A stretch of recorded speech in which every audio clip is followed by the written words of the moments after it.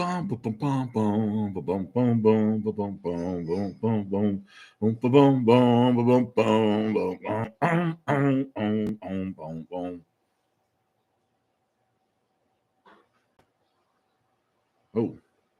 we're live. Sorry about that. Okay, so no short of people finding those new emojis and using them. I'll tell you that right now. You're welcome. America And Denmark. and Denmark. Who is in the comment section? Two Bear, Bum Fiddly, Jay Castake is in, Brian Ivany, Betlow's back. Haven't seen Betlow in a while. Marvelous Mrs. Miranda. Well, how are you, darling? Glad to see you here.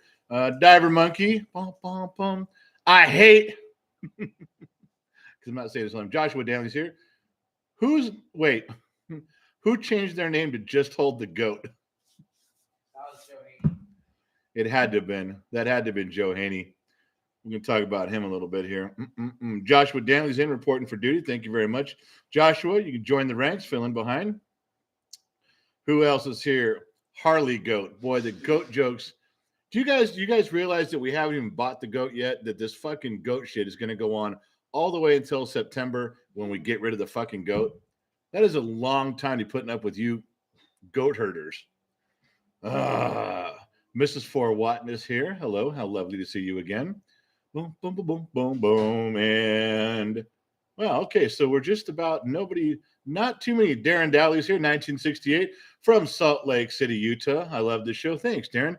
Darren, right now at this particular moment, you're the only normal person in here. And I say that with love and affection towards all of my FFA green hands that are popping up green on my screen. Yeah, I do. Michael Dawson's here. How come you're not an extra? Or you're not, you're an extra, of course, you did in the Legion and with a rank, but you're not green. Betlow's not green. I thought you guys were green. 0.9, Donkey Kong is in. Who else is here? Ramon Perez from Minnesota. Maddie Stewart, hey, watching from the UK. Dude, it's late. What are you doing up this late, Maddie? Maddie, your wife know you're up this late hanging out with us? A bunch of degenerates. You got to be careful. Josh Francis putting them up there like, what's going on? I don't know. And nobody knows. Extra Stony B. Cheers, General. Thank you, Stony. Jump in line behind me. What do we got? Western Dixie. Hey, I'm new from California and I love the channel. Hey, far out, Western Dixie. See, now, could you guys please not corrupt the new people? Could you just act normal for like maybe 30 minutes and don't fucking ruin the show? I'm asking you. Don't talk about goats and the woodshed and all. The stuff, the usual topics. Could you just avoid 30 minutes? That's all I'm asking for. Dude chimes in and says, hello, General. Thank you very much. You can fall in the ranks behind. And you guys talked back and forth there. Who'd I miss? Jordan Warner. Guess who? Yeah, we got a bunch of new people tonight. Oh, Devin's here again. She's just becoming the love of my life. She can't help it. Victoria Garcia. 83 is not awful. I agree with everything else you say. 83 is not awful. I agree with everything else you say. Victoria, did I pick a number and say 83 is not awful or is awful? You lost me there on that one. Hold on, my screen turned yellow. Just hold the damn goat. Sent $10. General shopping list. Pickle juice. Bobbit. Yeah, I know who it is now. Bobbit accessory kit. Boobs. Hennessy. Michael Roeder comments. Dramatically walks in the shed. I'm headed home. Joe, in the nicest way I can tell you, get in the fucking woodshed and stay there. Shut the door. Go in the corner. Sit down. I put a little three-legged stool in there. Go sit in the fucking stool and shut the fuck up till I come get you. Joe, you're just ruining the whole show. Go. Woodshed now. Stay there. Yeah, he's really embraced the woodshed thing. He has embraced the woodshed. He's like, I think he goes in there, starts hanging curtains and pictures and starts making it home. Barry Dano, I'm not a degenerate, just a bad influence. Barry, you're a poster child for degenerate, and you know that. And along with that comes the bad influence, but you already know that. You stop that talk right now. Cameron Pacheco dropped $5, turn my screen teal. Mr. X, I hope you and your family are well. Quick question. Once the greatest guitarist comp is done, could there be a greatest drummer one? God bless. I don't know. Leaving that direction mostly up to the kid, probably. I'm gonna make sure he takes a break from it now because as enthusiastic as everybody is, there is a little burnout. Although now that we got to the semifinals, I was reading in there, I can't believe the number of votes they're getting. I mean, you cross 10,000 votes in nothing flat. It's just the guys, the things you guys write on that community thread. When it was the lead singers, the performers, the front man, I guess they called it, and then now the guitars. It's amazing the wealth of knowledge you guys have on that stuff. I've even learned a lot. I really have. Very grateful. You guys have taken the kid on a musical journey like nothing else. It's really been great. Circle K, member for 2 months, bottom of the Glass Nation. Good evening, General. Kid looking dapper in that tux. Best for you all. Yeah. Got a few pictures for you. Posted them on Patreon. Patreon site's just $1, but it's the members only site over there for that. I'll probably get some up over here for you folks on this one. But make sure we got some of that stuff up there so you could see what was going on. And the prom is happening. It's in motion. So yeah. But someone needs to find out what Victoria Garcia said. 83 is not awful. And there's a weird twist in my head, like I'm making shit up right now about her first name Victoria and the number 83. I didn't say anything. I've never said anything bad, but I've never said anything. But when she wrote Victoria and 83, I had a shriek go up my back. And you guys don't know about it. She could know. She's obviously talking about something else, but I need to know what it is. Rebecca Andy's watching from Tennessee. Very good. Ryan Holloway here for the show. Hope everyone had a good Monday. Nobody had a good Monday. Gary Cruz, hashtag free Buford. We haven't got him yet. Nate Webb says hi from Seattle. All right, Nate, how you doing up there? Maddie B, good to see you, General. Maddie, you can fall in line there. Boom, boom, boom. Dave Von Redlick, hang on. American Idol's on. Oh, tugboat's around here somewhere because someone's saying hi. Marvelous Miss Miranda, hi, General. Ready for joking, smoking, and stroking. Oh, we would be in a lot of trouble if we were in the same room. I'm telling you. All right, Jordan Warner's laughing. Guess who's in there? Hey, Mrs. Fort Watton talking to Zoe. J-Dog, got my glass and drinking with you. Good, man. That's good. Did you guys get your glasses yet? A lot of you have the shot glasses by now. A lot of you, and the truth at the bottom of the glass. You got to have a lot of those. Just a thought. General, I have a problem. My girlfriend, she bothers me. Can you dig a hole? Yeah. Yeah, absolutely I can. Not my first hole either. Way out in the desert. Desert's got a lot of holes in it. I promise you. Oh, here's an idea. Why don't you work shit out? Let's try that. We'll get to the shovels later. Elizabeth Rojas is back. I don't take things seriously either. Free Joe Haney with the goat. Nope. Joe's in there, and I don't give a shit. Stimulate writes boobies. That's all he wrote. One word. Nothing else. Not hey, how you doing? Not good morning. Not good afternoon. Nothing. Just boobies, and that's it. Got his priorities straight. Gen Z kid got his priorities straight. And as you all know, there is no Allie. I mean, there is an Allie. She does exist. She's just not here. And there's an alley behind grocery stores, but that's not the same alley. Those exist everywhere. Our alley doesn't. Okay, our alley exists in one place at one time. Alleys exist everywhere. I'm not saying there's no such thing as an alley or no such thing as our alley. I'm just saying that neither one of them are present right now. Okay, glad you climb along with me on that. That's good. So here we go. Adam Brenneman from Ohio. Troll Boy Bob, hey, from Canada. Trudeau's dictatorship. I'm sorry about that. Chris Manley, no glasses yet. I know that Chris Manley, I know another batch went out. That's true. Jenix mom says you should have got a tracking number today, Chris. You should go check on that and see if you did. You should have. That's right. Two Bear. So you saw a little tie-in, Two Bear. Bill and Ted went to the Circle K in San Dimas. Remember the line? Strange things are afoot at the Circle K. Yeah. It's about the same amount of acting that Keanu Reeves does now. It sounds very similar. Yeah. Ryan Holloway, you're right. Was hoping y'all's Monday was better than mine. Lost some 4-inch pipe on a 500-foot shot, 20 from. Wow, that's not good. That's expensive too. Wow, that's a big lot of questions. Question: what do you think of the 98 Chevys? I have a 98 Chevy Blazer on an S10 frame. Well, yeah. all the small Chevy Blazers, little ones, were built on S10 frames. They're very similar in all their components. 98, it's probably okay if you're throttle body injection in those years a little bit tough, but I think you're okay. They're not super reliable. You probably got a 4.3 engine in there. They're okay.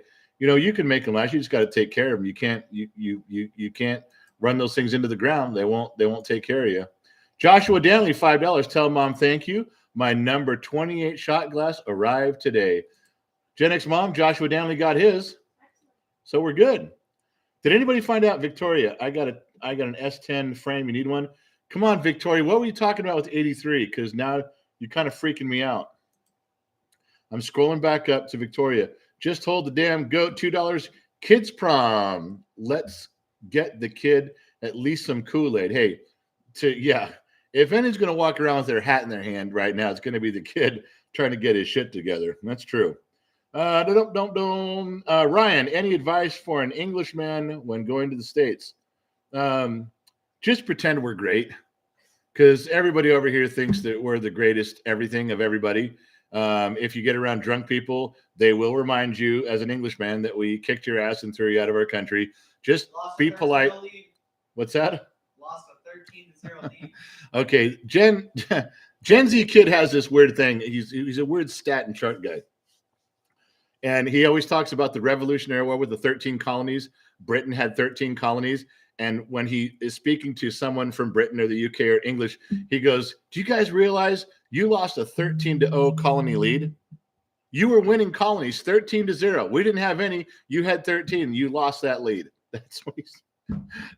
So that, Ryan, when you come over, just nod your head and smile and just, yep, you guys are great. Because, America's a bunch of arrogant fucks, including me. And we think we're better than everybody, which we are. And so you have to kind of just go along with that, or we get hurt. We have very fragile personalities. And if you challenge us on anything, we'll cry. Don't make us cry. We're not good at it. Nah, just come on over. Nobody gives a shit anymore. Just have a good time. Go see what you want to see. Do what you want to do. There's a lot of good people over here. You'll fit right in. All right. So Wandering Tacoma, checking out all the new images there. Uncle Nene, give the salute, reporting in. Very good, very good. That's what I like to see. Screen turned orange. Stop, everybody, stop. $20. Scott, from Scott. I'm a millennial. I was raised old school with no electronics, and I own a fast car and a house, and I make good money. And listen to the age they know. You carved out. If you're a millennial doing all that, believe me when I say you've carved out your life how you wanted it. How you took how you were raised and you applied it how you wanted it and became what you wanted. You can have some sort of the foundation over here, but don't cut yourself short. You did that. Nobody else did that. Just like when millennials fail in wine, they did that too. Oh, I know they can blame their parents, they can blame Gen X, but the credit's on them when they fuck up. Just like Scott, you can give credit where you want to how you were raised, but ultimately the credit goes to you. Good on you, my man. Thank you for sharing that. See, there's another one. Guy did it fucking right. Nothing to complain about. And I'm sure that guy got knocked down more than once, and now he's up again. All right, so we did Josh Dennis. Boom, boom, boom. Barry Dano, $5. Just remember that not all Canadians apologize for everything. Sorry. Yes, you guys do. You guys, and the French apologize and retreat. Fowler Jr., been cool if Ted would have pulled up a 9 on Rufus on Circle K. Why? What would you shoot Rufus for? Well, Rufus was his guy. No, you're not Fowler to shoot Rufus. No, that's bad. All right, so don't Tugboat. You still haven't gotten an answer, Silent Night. Did Silent Night ask me something and I messed it up? What did I do? I didn't see. I'll scroll back up, but Fujo, thoughts on almost every damn thing today.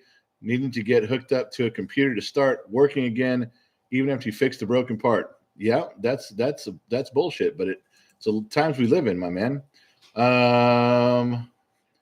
Ryan says, "Well, I can't let the Boston tea catastrophe go tea runs through my veins." Well, don't talk about it then. Skip it. Go around Boston. There's nobody worth seeing in Boston anyway. Lots of other places to go. Try Philly.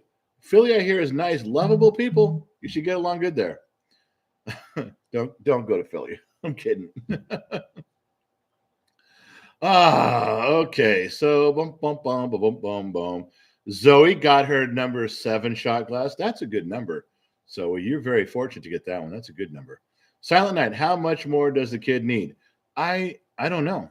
I think we're pretty much covered on the goat because I kind of have in my head where everybody's done that, and I kind of got a running total on that. I don't know how much the kid needs Silent Night. I don't want to give you a number and be lying especially if I'm like, oh, he needs this much money, and then what if I said he needed $200 and somebody donated $200, and then all of a sudden I realized that was short or it was way too much, then I feel like a jabroni. I don't know. I just know that he's still moving in that direction. Harley Goat, $5 for the kids' prom wagon.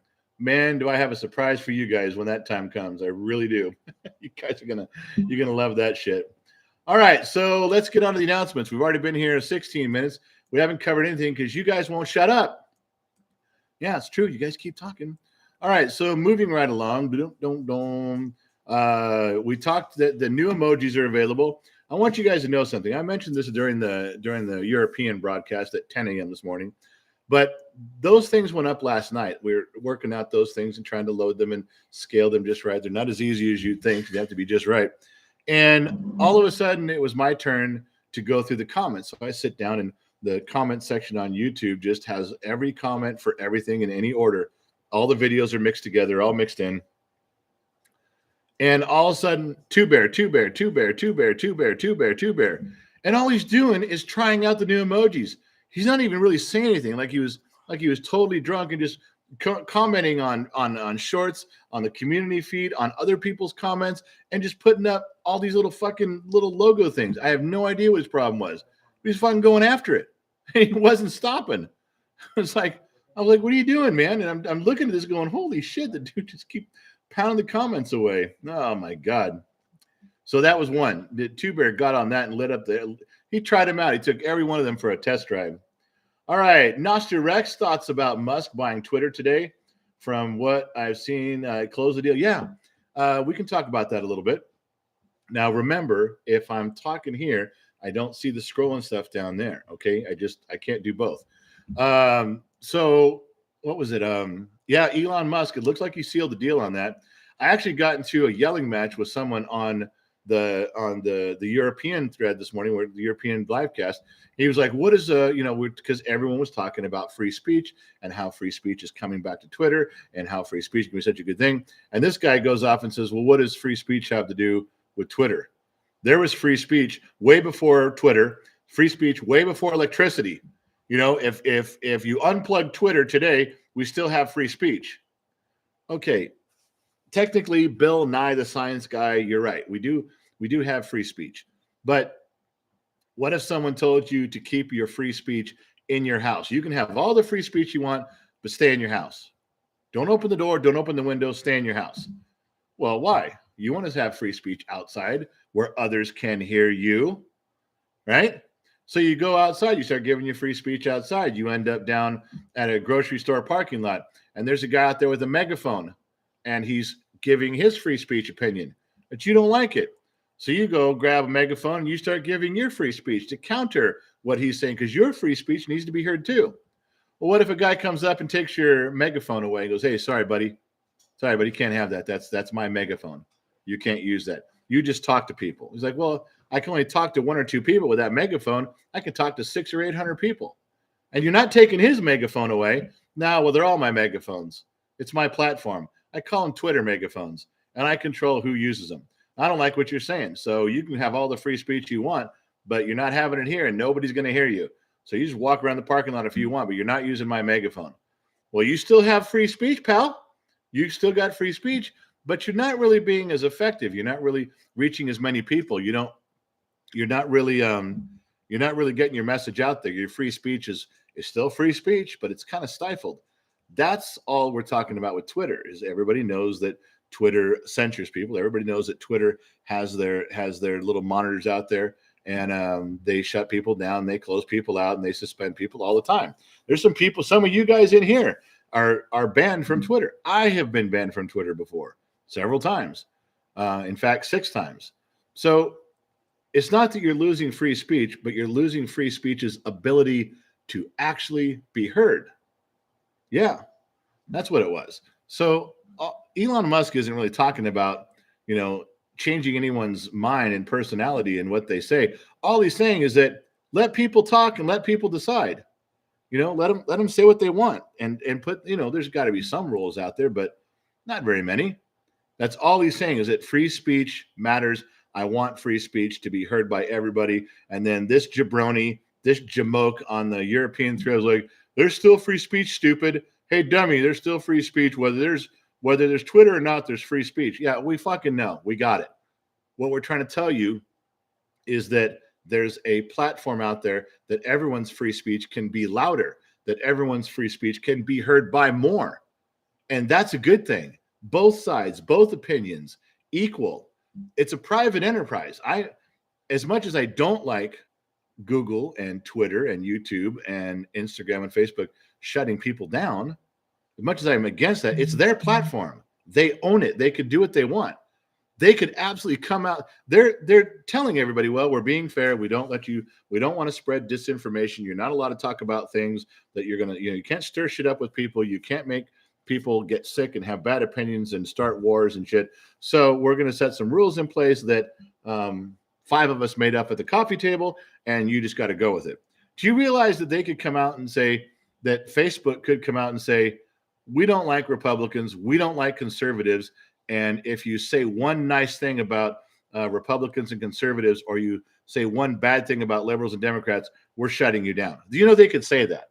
There's nowhere they say they have to let people on to say what they want. They're a private company. They literally could make their own rules. They could say, we don't have to be fair. We don't have to be unbiased. And everyone's going, well, you're not being fair and you're censoring. They could look at you and go, yeah, we are. We don't care. That's exactly what we're doing. This is our platform. We play the music we like. We show the TV shows we like. And we have the people we like talking on here. This is the we like ourselves as Facebook company, and we're only putting stuff on we like. And there's nothing anybody can say. It's their company. You follow? And as much as I don't agree with how they do stuff, I'm in no position to tell them shit. It's their company. You follow along how we got there? Okay, welcome aboard. Scrolling on. Sempra, I love the wisdom you share. You're an amazing father and a good man. If we had more people like you in this world, we'd be in a much prettier, productive place. Thank you. Well, you had me all the way up until prettier. When you said prettier, Sempra, we can leave that word out and we're good on all the rest. I don't know, prettier be okay, but we're definitely good on the rest of that stuff. All right, so you know what, Josh, it stopped on Josh Maddox right there. Now that's an omen. That is an omen. Josh, it stopped on you. Said, got my truth whiskey, and I feel like you're connected to me right now, like you're telling me something. You know what you're telling me? That I haven't had a drink yet. I think Josh is looking at me, holding his glass the entire time since the show started, and he's just staring at me, waiting for me to drink. Josh, it's time for you and I to take a drink.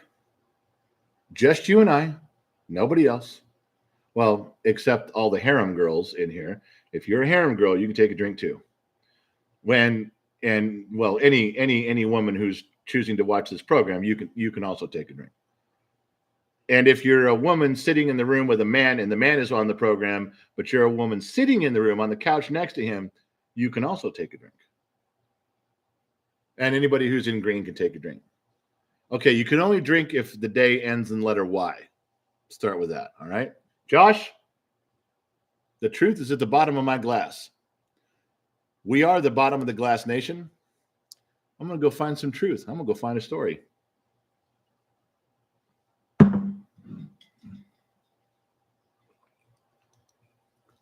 All right. We're off and running. All right. Jeffrey Lawson, what do we need for the VIP woodshed? If there's a VIP room in the woodshed, what is the point of having a woodshed? You're missing the whole damn thing. All right. Fried must have said or done something because everybody's laughing up there. Josh French, thank you, Jenna. Josh, for me, thank you very much. Tugboat found the truth at the bottom. Tim, Indy, another. There we go. Some rounds on here. All right, now we're talking, baby. Now we're going.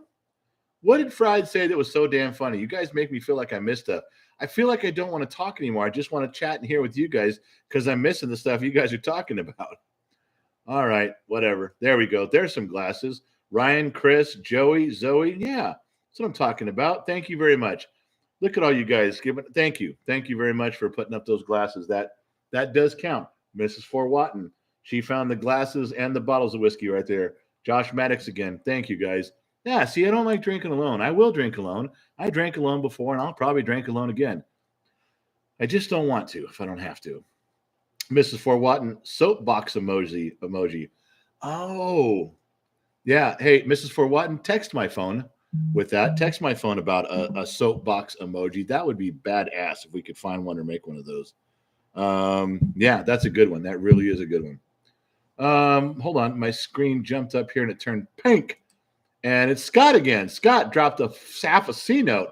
You are the best. I love how truthful you are. Take another shot for me. Well, God damn it, if Scott's going to drop half a C note, turn my screen pink. You think I'm not going to drink? You think I'm not going to pour myself another shot or two? I might even take 2 for Scott right there. Hell yeah. It's only because Scott said so. You guys know me. I wouldn't be drinking if Scott hadn't said so. And that's the God's honest truth. I almost said the Scott's honest truth. Scott's not God. That's the God's honest truth. All right, Scott, you talked me into it. I didn't want to have to drink another one. That's me pretending to be getting ready. Okay, Scott, my man.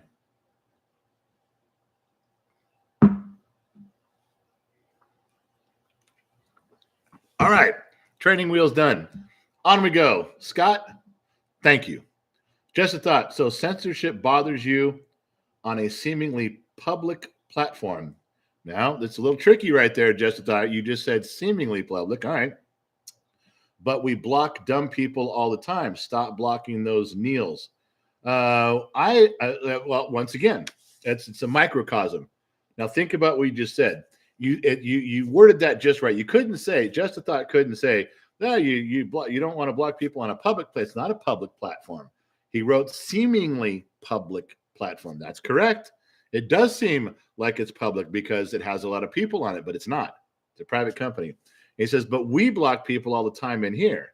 Well, yes, this in this little world that we're in of Gen X Talks, we decide who stays and who goes. If you're a complete asshole and you're ruining the program and you're killing the vibe, we kick you out. Shouldn't that person go, I have free speech, and this is a public platform? No, this is a private channel.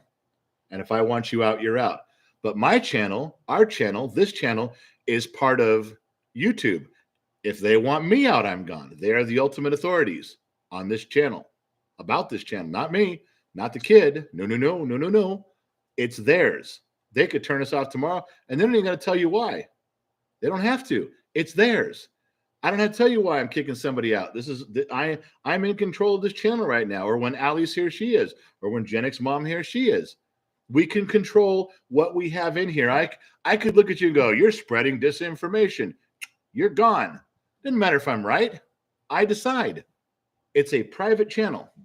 YouTube can do the same thing to me. They can say, you're spreading disinformation. You're gone. That's how it works. I don't like it. But I don't agree with it all the time. But that's how it works. This is not a public channel. They're not a public channel. It's the same idea. It's on a microcosm. Bill Rabbit. So if you got a harem shirt, and Allie has a big following, can we expect Allie's Cabana Boys shirts? Oh my God. Yeah. You know what? Why don't you run that at the flagpole with Allie and see how that goes over? Oh, she'd be thrilled. She would be absolutely thrilled. Believe me, I'm telling you, she would be. Now, see, let's go back to what we talked about. This guy named Kirk, the message didn't go through. Okay. I'll get to Smoke a Toes in a second. And all this guy does is Kirk just comes in. It didn't go through for you guys, but on my end, it says, are you gay? Now, he's not asking if I'm a homosexual. He's not really asking my sexual preference. He's just being kind of a dick for no reason. He just stroll along here. Maybe his mommy bought him a computer, for Easter, and he's all excited, and now he gets to participate with all the big kids, and he doesn't know how to handle himself. It's possible. And what am I supposed to do? Am I supposed to let him keep doing this because this is a semi-public platform? Be better just to kick him out and move on. I mean, he's just a child. He's supposed to be at the little kid table anyway. So, boom, he's gone. Now we move on. See how easy that was? Go Smoke a Toad had something blocked from her. They are banning people based on their own partisan politics. That's the issue. I agree. If they just want to ban assholes, fine. But banning based on American political opinion is definitely unconstitutional. I don't like it either. I think it's wrong. But how is it unconstitutional? They're not stopping you from walking out on a street corner and yelling your opinion about politics. Go ahead.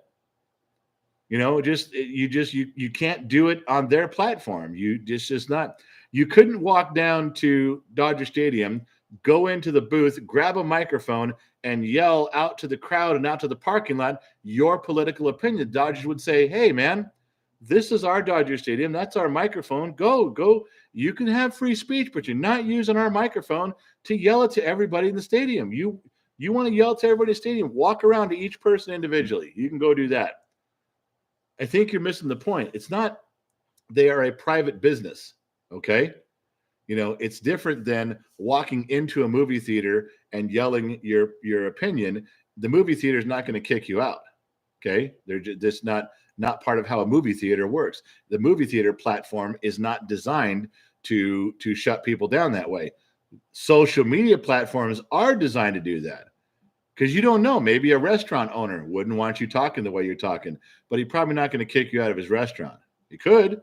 They have the right to refuse service to anyone. Yeah, they could do it, but they probably won't. A movie theater probably wouldn't, let you talk. But social media, they realize your opinion is dangerous to them and powerful, and they have a way to dismiss you with a push of a button. And you can go, then take it. Then how come there's not 30 million people that have gone to the Supreme Court and said, hey, that's unconstitutional, man? How come the Supreme Court hasn't gone, holy shit, you're right.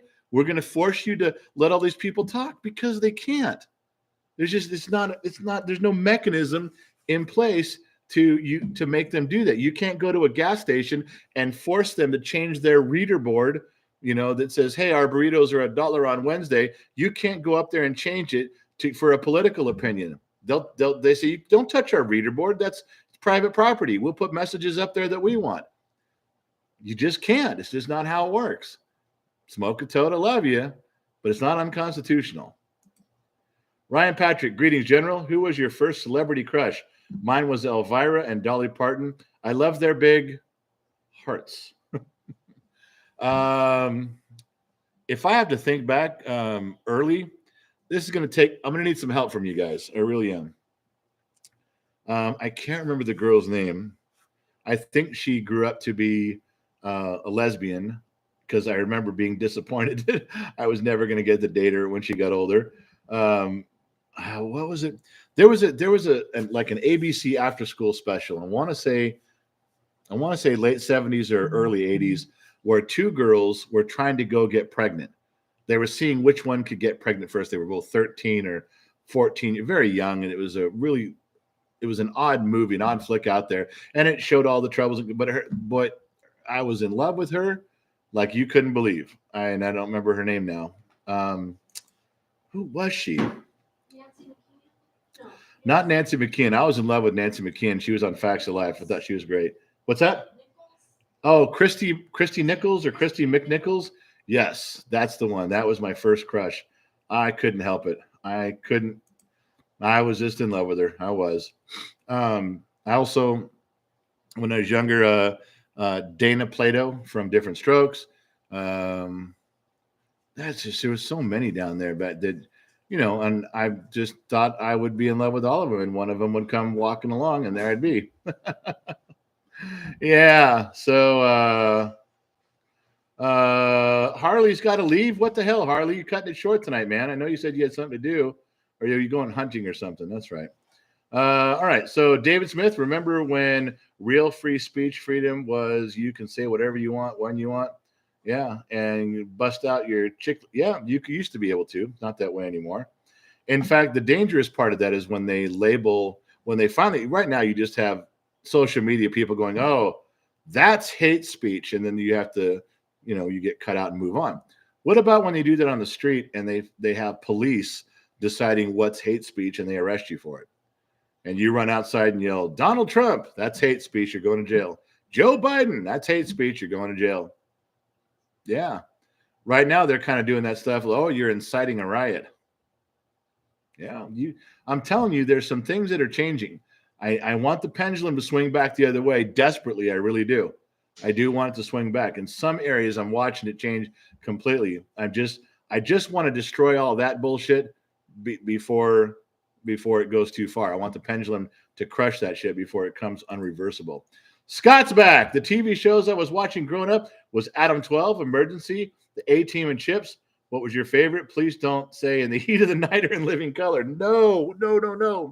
No, I'm right with you. I used to memorize the episodes of the A-Team. I would record them and then memorize them all night. Then I would go to school the next day and I would repeat them for everybody. I would repeat every line from every actor in the A-Team. Emergency. I liked Emergency in Adam 12. Emergency. Well, here at Gen X Talks, we have a special place in our heart for the TV show Emergency because Gen X Mom had a crush on, what's the guy's name? Who? Randolph Mantooth. I guess he was Gage.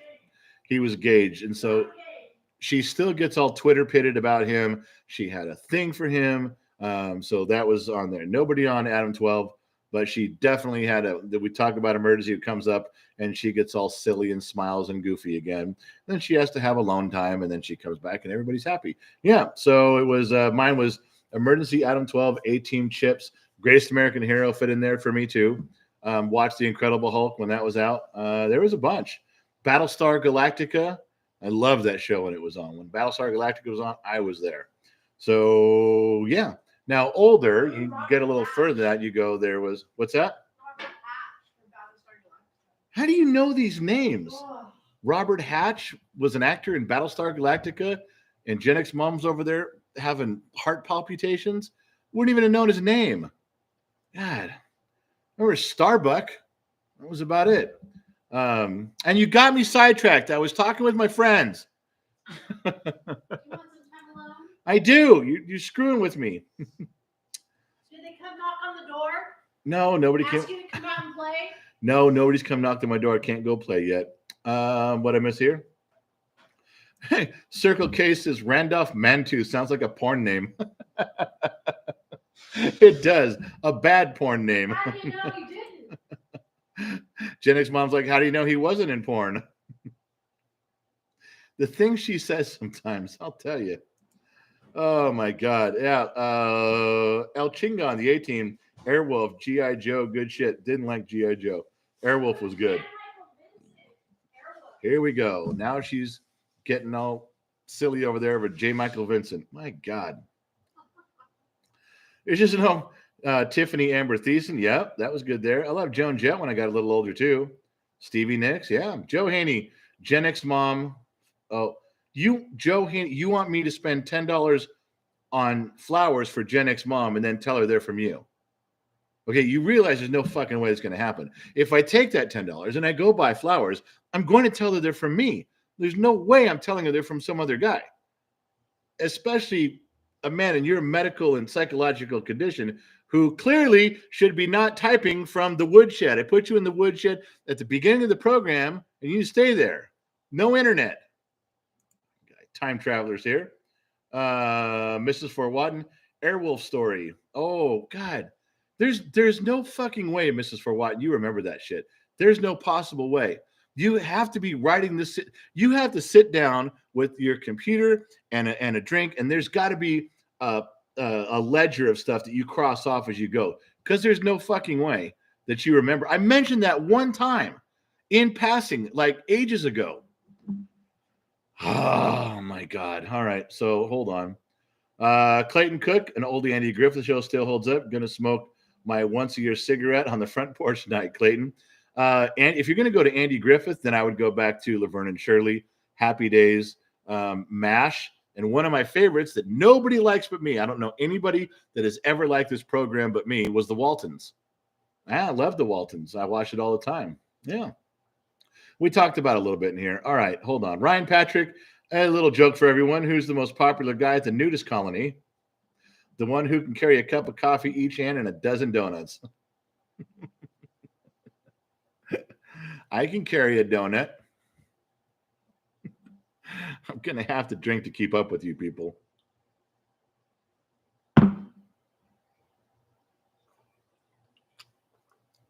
Okay. The Airwolf story. So if you guys get out open up another tab on your computers and you just go to Google search, what would you type in? Well, if you type in Magic Mountain and you just kind of go to the map, just put you at Magic Mountain, and then you zoom out a little bit, you'll notice that the 5 heading north and south, the 126 heads west. Okay, if you're looking at a map and you're seeing the 5 and the 126 head west all along. There's a river there that goes all the way out through these little narrow flat canyons and stuff, and it's kind of cool, all the way to Fillmore and hits the ocean somewhere around Ventura or just above Ventura. Okay, so along that road to this day, as right now, even as we're talking right now, there are permanent movie sets along that river. Twilight Zone, remember where they filmed that helicopter that crashed that killed those kids? Down along that. A-Team was filmed there. All sorts of commercials are filmed down there. Indian Dunes, if it's still there, was down there with the motorcycle track. There's a KOA campground down there. Well, there's I used to crawl through the barbed wire fence and I'd walk down that river and I would see they had a permanent Vietnam village set up for filming down there. I mean, it's permanent stuff. Pumpkinhead 2, when the opening scenes when they're out in that little creepy house with the dock and the river or the pond right there, been there many times. I've had sex in that cabin before, and there's a ton of stuff, and it's all isolated. It's all very remote, and they film it. You go down there, and they're always filming there. So if you learn where to walk, you can get really close to the movie sets through the bushes. And there was tall bushes. There was reeds growing up in the water, and the water wasn't super deep, but it was kind of wide. So you could kind of walk in a lot of places and get really close to stuff. All right. So there was they had made some big sand dunes along the south side of the river, and they were doing filming. There was the river, and there was these big sand dunes where the sand came up, and they were jumping cars over them and doing all sorts of stuff for commercials, and then they left them there. So they were filming a big production. You could tell when they're filming a commercial versus a TV show versus a movie, you can tell by the size of the production. So they were filming something bigger than a commercial. So I took off one morning. They're going to be down there for a couple of days usually. And I snuck all the way back to this big berm, this big sand berm. And I want to say it was, 40 feet tall or so. And they were filming on the other side of it. They're filming over here. This big sand berm is here. The water is coming this way over here. And they're doing all the filming in this area. And I snuck back to this side and I started crawling up the sand berm. Now, I'm very easy to see because I'm dressed like in camouflage fatigue pants and an olive drab shirt. And I'm pretty easy to spot, but nobody's on this side. Nobody's over there. Everybody's on this side. So I'm trying to get to the top up here where I can look over to see what everybody's doing. And I can hear a helicopter over there because it's very common for them to film with a helicopter. So I figured, don't want to be seen by those guys or anything else. A lot of times if they spotted me doing something, which helicopters did, they kind of go like this, they go kind of move on that way. The helicopter pilots were very cool. Other people were not very cool. They'll call and have you arrested. So I just wanted to see what was going on. And I get right up to the top over that. And I look over and I just hit it right as one of the scenes they were filming was the helicopter coming right up to the berm and then turning, and I'm guessing the cameras are faces. But it was because I was at the top and it flew really close to the top. I felt like I could touch it. I couldn't. It was much farther away, but it felt like that. And it was Airwolf. It was the Airwolf helicopter. And I mean, the guy pulls up like this, and I crawled up there. I'm looking eye to eye with the pilot. He's like this. Hey, I'm like, whoa. I'm starting to, very, very, very close to Airwolf. And that was my Airwolf story right there.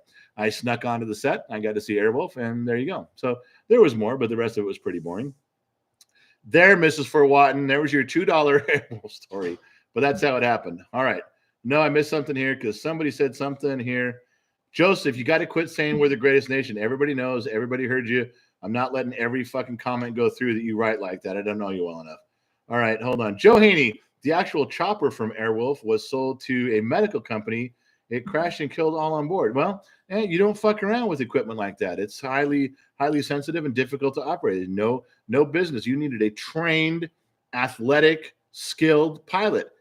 You don't just sell it to the medical community, running around putting gauze pads on people. That's not right. Young Wilson, aloha and mahalo. Keep up your wisdom and all the great work, sir. Thank you. Jan, that's going to go towards the kids' prom fund. Tonight is prom fund night. He's got to get there from here. Hold on. Screen turn red. Scott with a full fucking C note. You don't see the screen turn red very often. I don't see it comes up on a block on my screen, like way bigger than yours. Scott, my last, this took 3 hours to make. Please take a nice smooth drink. Whew. All right, my friend. I'm not going to say no to that.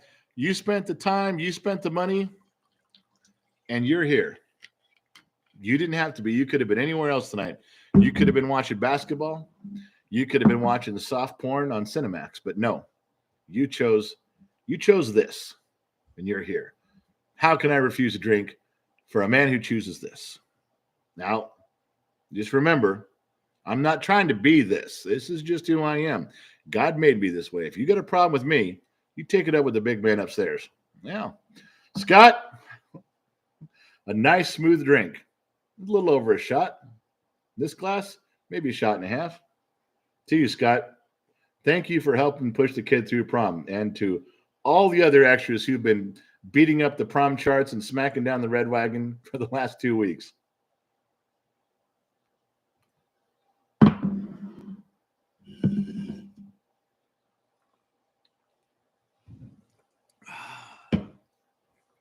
I'm going to start eating edibles. Scott, thank you very much, my man. That's going to stay on my screen for a long time. It doesn't, the bar doesn't move down.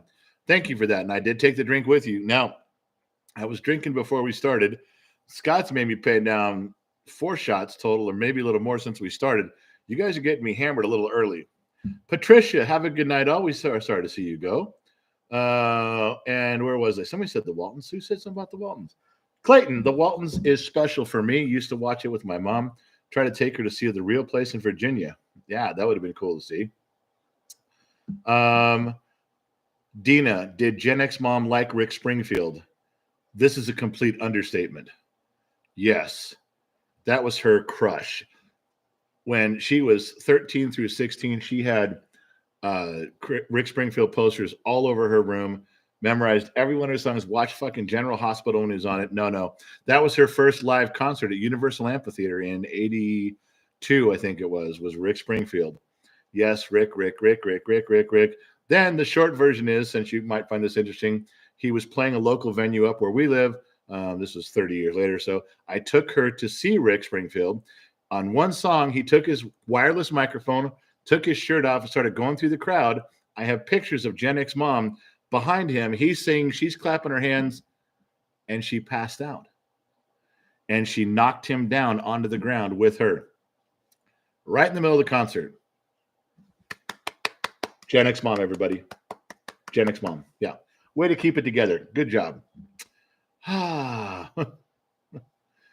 Go smoke a toad. My grandparents mostly raised me until foster care at 15. Every Western, every Elvis movie, wrestling, every horror movie. She loved her movies. You've seen The Exorcist 4 times. Does it just keep getting funnier every single time? It's a movie reference that no one's going to get but me. I live in my own world. What do you guys want? I'm fucking stuck here. Give me a break. Joe Haney, however, the entire special effects suite, weapons, etc., are in a private collection. Prom. Joe puts up, Joe's in the woodshed right now. There's not even bars in the woodshed. He can't just rattle the bars and look out. Joe's in the fucking woodshed. He spent more time in that woodshed than Nelson Mandela spent in prison. That's how long he's been in the woodshed, off and on, years, cumulative years he's been in there. And now he's looking through the boards like this. When you guys walk by the woodshed and you glance over, you'll see an eyeball every now and then between. That's Joe. That's Joe. He's got. I'm almost going to change the woodshed to Joe's woodshed. Oh, I tell you, you guys, I'm telling you. So where are we at? Hold on. There's one of you extras. Don't. So there's a here, and to go back here and say something here because a little emergency right there. No, dead air. And we'll let him know that we're on now. Okay, we're good. Okay, here we go. So where was I? Yeah, something there. We never did figure out what Vicky and 83. Vicky, that girl Vicky, said 83 was not bad or something, but she said the number 83. Didn't say anything else. And I told you, okay, Joseph, whatever the fuck you keep typing these paragraphs, stop doing it. All right. Was it put user in a timeout? Good, he's in a timeout. God, stop fucking typing that shit. Okay, so Two Bear says true love. All right, Two Bear, if you want to do it right out in the open in front of everybody, I do love you. I can't help it. You're a very attractive man. Now we got it out in the open. I guess that's it. Ryan Patrick, Beetlejuice. Hey, nobody else got. Oh, Noster Rex got it, but Ryan Patrick got it too. Oh, there's a few. Bum Fiddly, Josh Maddox. All right. Sorry, I didn't know you guys got it. Ronald Warnick, he got it. Not My Business got it. Holy shit, Chris Manley. Romy got it. All right. I'm sorry. I didn't know you guys were fucking gonna. I didn't know. I thought I was the only jabroni that knew that dumb shit. I thought I was the only one that had that dumbass shit rolling around like a little nut in his noggin. That was me. Holy shit. Yeah, Zoe, Rick Springfield is hot. Yeah, that's what Gen X mom says too. He might even still be on her list. We have a list. She has a list of 10 guys that if they show up at the front door, knock on the door and say, I want to take Gen X mom away for the weekend and have my way with her. I mean, assuming she wants to go, I can't say no. And she has a list of 10 guys, and I have a list of 10 women. And those are and neither one of us got to use that yet, but I'm telling you, she will go. I'm not even saying like, oh, she'll go. Ha ha. No. If one of these 10 shows up, she will go. And she will not even look back. She'll come back on Monday going, that was great. No lie. Devin DeVore. Man, flashback to all the shows named. Used to watch them all with my grandparents. Yeah. There's a ton of stuff about that in here that we bring up from time to time. Love watching Knight Rider. I know I'm not repeating the Knight Rider story. Mr. 41's already heard it. So there's a ton. You get that way when you start bringing up stuff, just like we're all sitting at a bar, like we're all sitting around a campfire, like we're all doing our thing. And then all of a sudden someone brings up something else. It's just what it's like, except we're not all there. I'm hoping on April 29th, in just a few days, I'm hoping there's at least like 5 or 10 people, and we can sit around that bar in the Seals and we can talk about shit. That's what I want. Have some appetizers, drink some back, tell some stories. Tell the stories in person that I'm not allowed to tell on here. Absolutely will.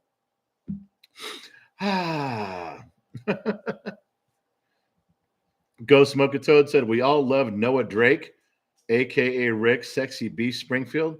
You even know his name on General Hospital? I thought I knew General Hospital. Will says BJ and the Bear. No one remembers it. Sanford and Son, Brandon. Yeah, that was a good one too. Paul Meeks, the Waltons, and Little House on the Prairie. I'm telling you, there's nothing wrong with those wholesome shows. MASH was good like that. The Waltons, Little House on the Prairie. Yeah, I'm all for all those ones. I'm telling you. Yeah. Let's go. Brandon says, see you later. All right, man. You got to bail. I'm with you. Ryan Patrick, a naked man broke into a church.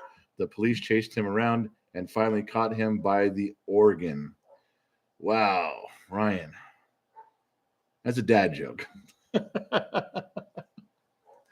Oh my God. Okay. I'm trying to read them all, you guys. I am. I'm trying to read them all. We got to the Beetlejuice part. Miss Fort Watton says, Will, we already discussed that, so she's taking care of something there. Dirty Knobs. No. The world needs more people like you think, Yoshi. I don't know if that's true. Yoshi says the world needs more people like you. I don't know. Sometimes I think the world needs less people like me, and let it fall through its course. Maybe that would be okay. Clayton Cook says the woodshed. It can change a man. It didn't change Joe yet. We're hoping that Joe comes back, and Joe ain't done it yet. So, oh, Joe Haney, Kevin you see crying. Oh, Kevin, you see crying for help. Maybe the goat.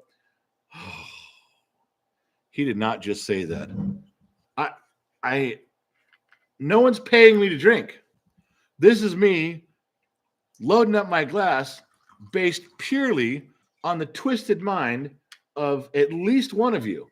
And you know it's true. Every goddamn time. Oh. Ronald Warnick, Archie Bunker. That was another funny show, too.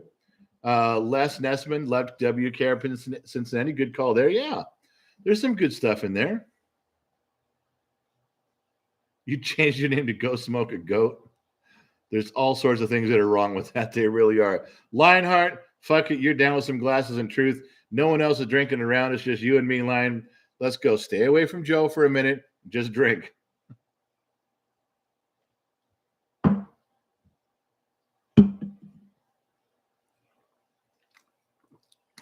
Mrs. Fort Watton dropped a 5 spot. Turned my screen teal. Did your mother join us? Your mom says she has stories. I'd love to hear those. You will never get my mother on here. Not even after I'm dead, and she will never tell you the story she knows.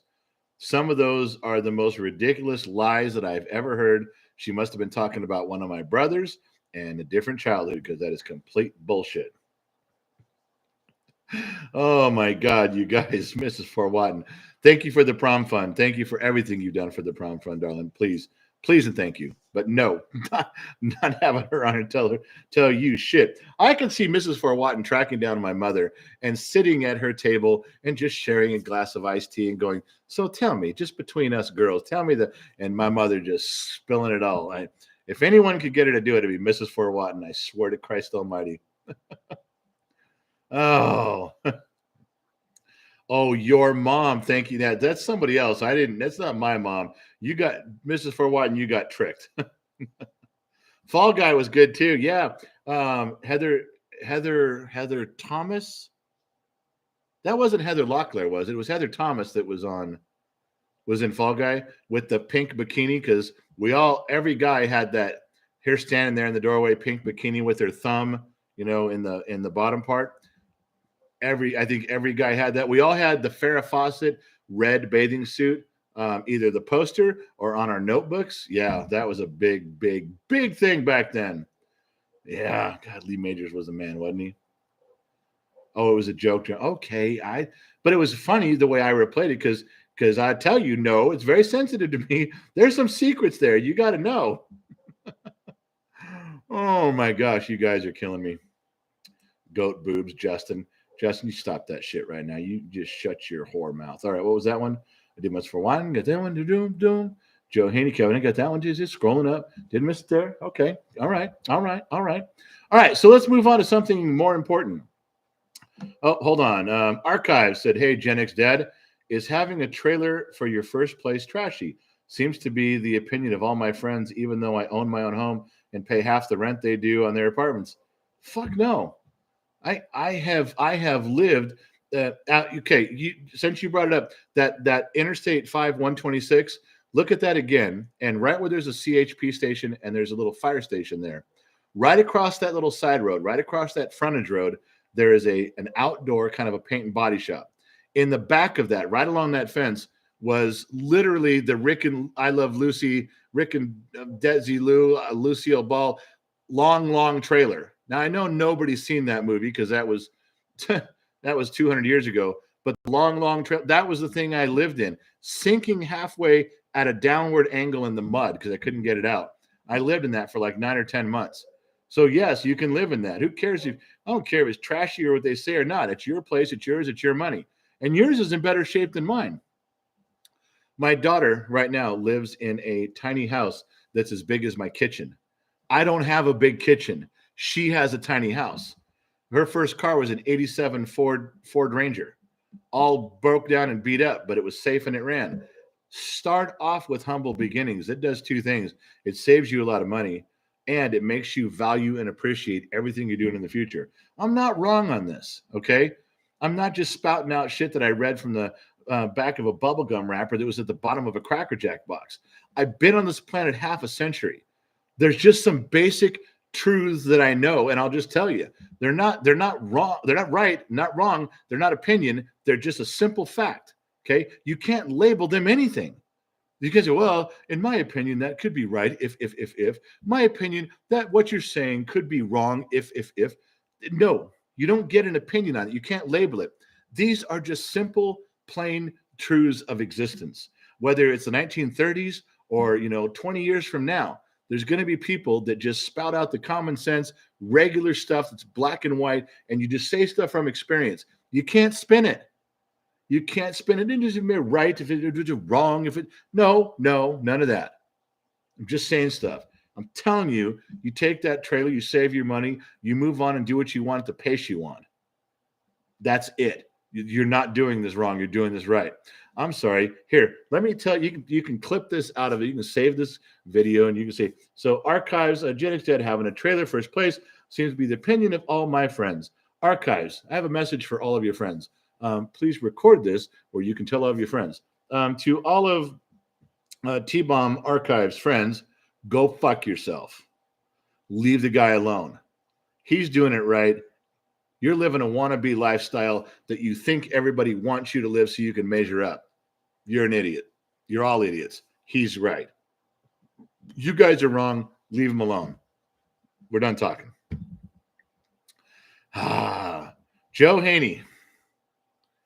Can't believe I clicked on that. Forget what others say. You do what works for you. They are probably living on credit cards. You just be happy and blessed with what you have. Joe, you're out of the woodshed. That was some clean, accurate, perfect advice. It's not right or wrong. It's just simple fact. Jamie Smith. Hi, Jen. It's Melanie. My pain in the butt husband, Jamie, is asleep. Then I have his phone, his bank account, wink, wink, for the prom fund. The kid needs it. Oh, Jamie, thank you for doing that. It's not Jamie, it's Mel. Hey, Mel, you got my phone right here. 6, just like this. It's not hard. All right. Hold on. Someone was correcting me on the Heather thing. Did I see that? Guys, slipped by so fast.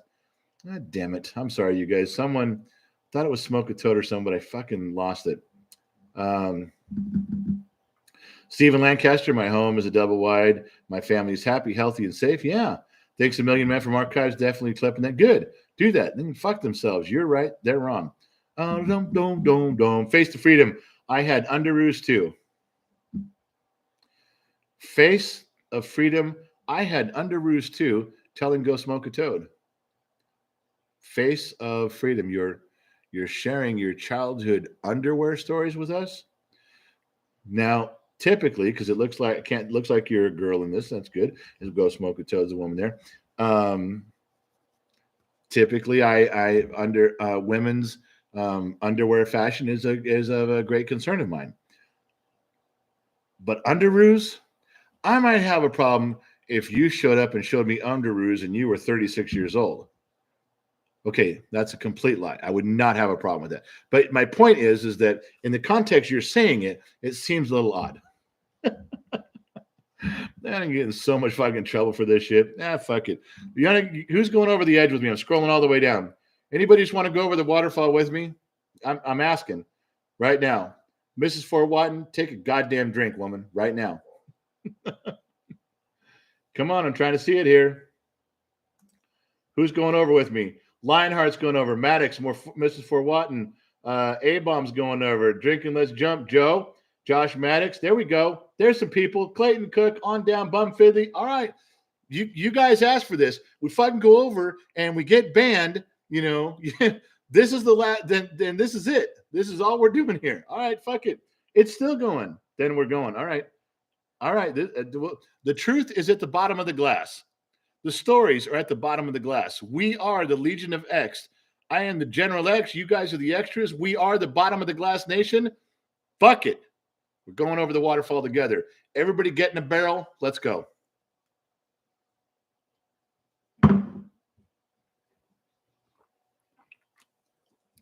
All right, fuck it. We're going. That's it. I'm done. I'm done thinking about it. All right, so can I have your undivided attention, please, for one moment? Ladies and gentlemen, please put out your cigarettes and fasten your seatbelts. Put your tray tables in the upright position. And please quit the cross chatter across the aisle because I'm going to tell you a story. It's a short one. You can go right back to gambling about your lives in a minute. So, staying in Vegas one time with Gen X mom, and she calls me and says, hey, are you coming back upstairs? Because she was getting showered and changed and her stuff. And I was downstairs. Yeah, I'll come upstairs. And then, so as soon as I hang up, I start kind of going that way. And it takes 5 or 10 or 12 minutes to get from the casino where I was to the room. Now, the Red Rock is, I've explained this to you with the big story that we never brought back up again, that the hotel is not a straight building. It's curved. It's, curved like a half moon or so. And so as you're walking down the hallway, you can't see all the way to the end. You kind of walk and you look around, you can see a little more and you can see a little more. So I'm coming to the room, not thinking anything of it. I'm not totally hammered. I get to the little cubby hole. There's little Red Rock is kind of the doors are inset quite a bit. There's a little cubby hole on those doors. So you're not stuck out in the hallway. Now, if you're standing in front of your door, anybody who walks by can clearly see you. There's nowhere to go, but you're just not forced out into the main hallway. Okay. So I get back upstairs and going back to the room. And as I get to that cubby hole, and there's this a time of day when there's tons of people. I mean, hundreds and hundreds of people going down and talking and going down back and forth. You're constantly waving and nodding, chucking and jiving and moving and grooving. And I have seen in the minutes I've been by there, I must have passed 70 people in the hallway coming and going back and forth. I get to the cubby hole to turn, and Gen X mom is standing outside the door. She locked herself out in her Levi's, bare feet, no top, no bra.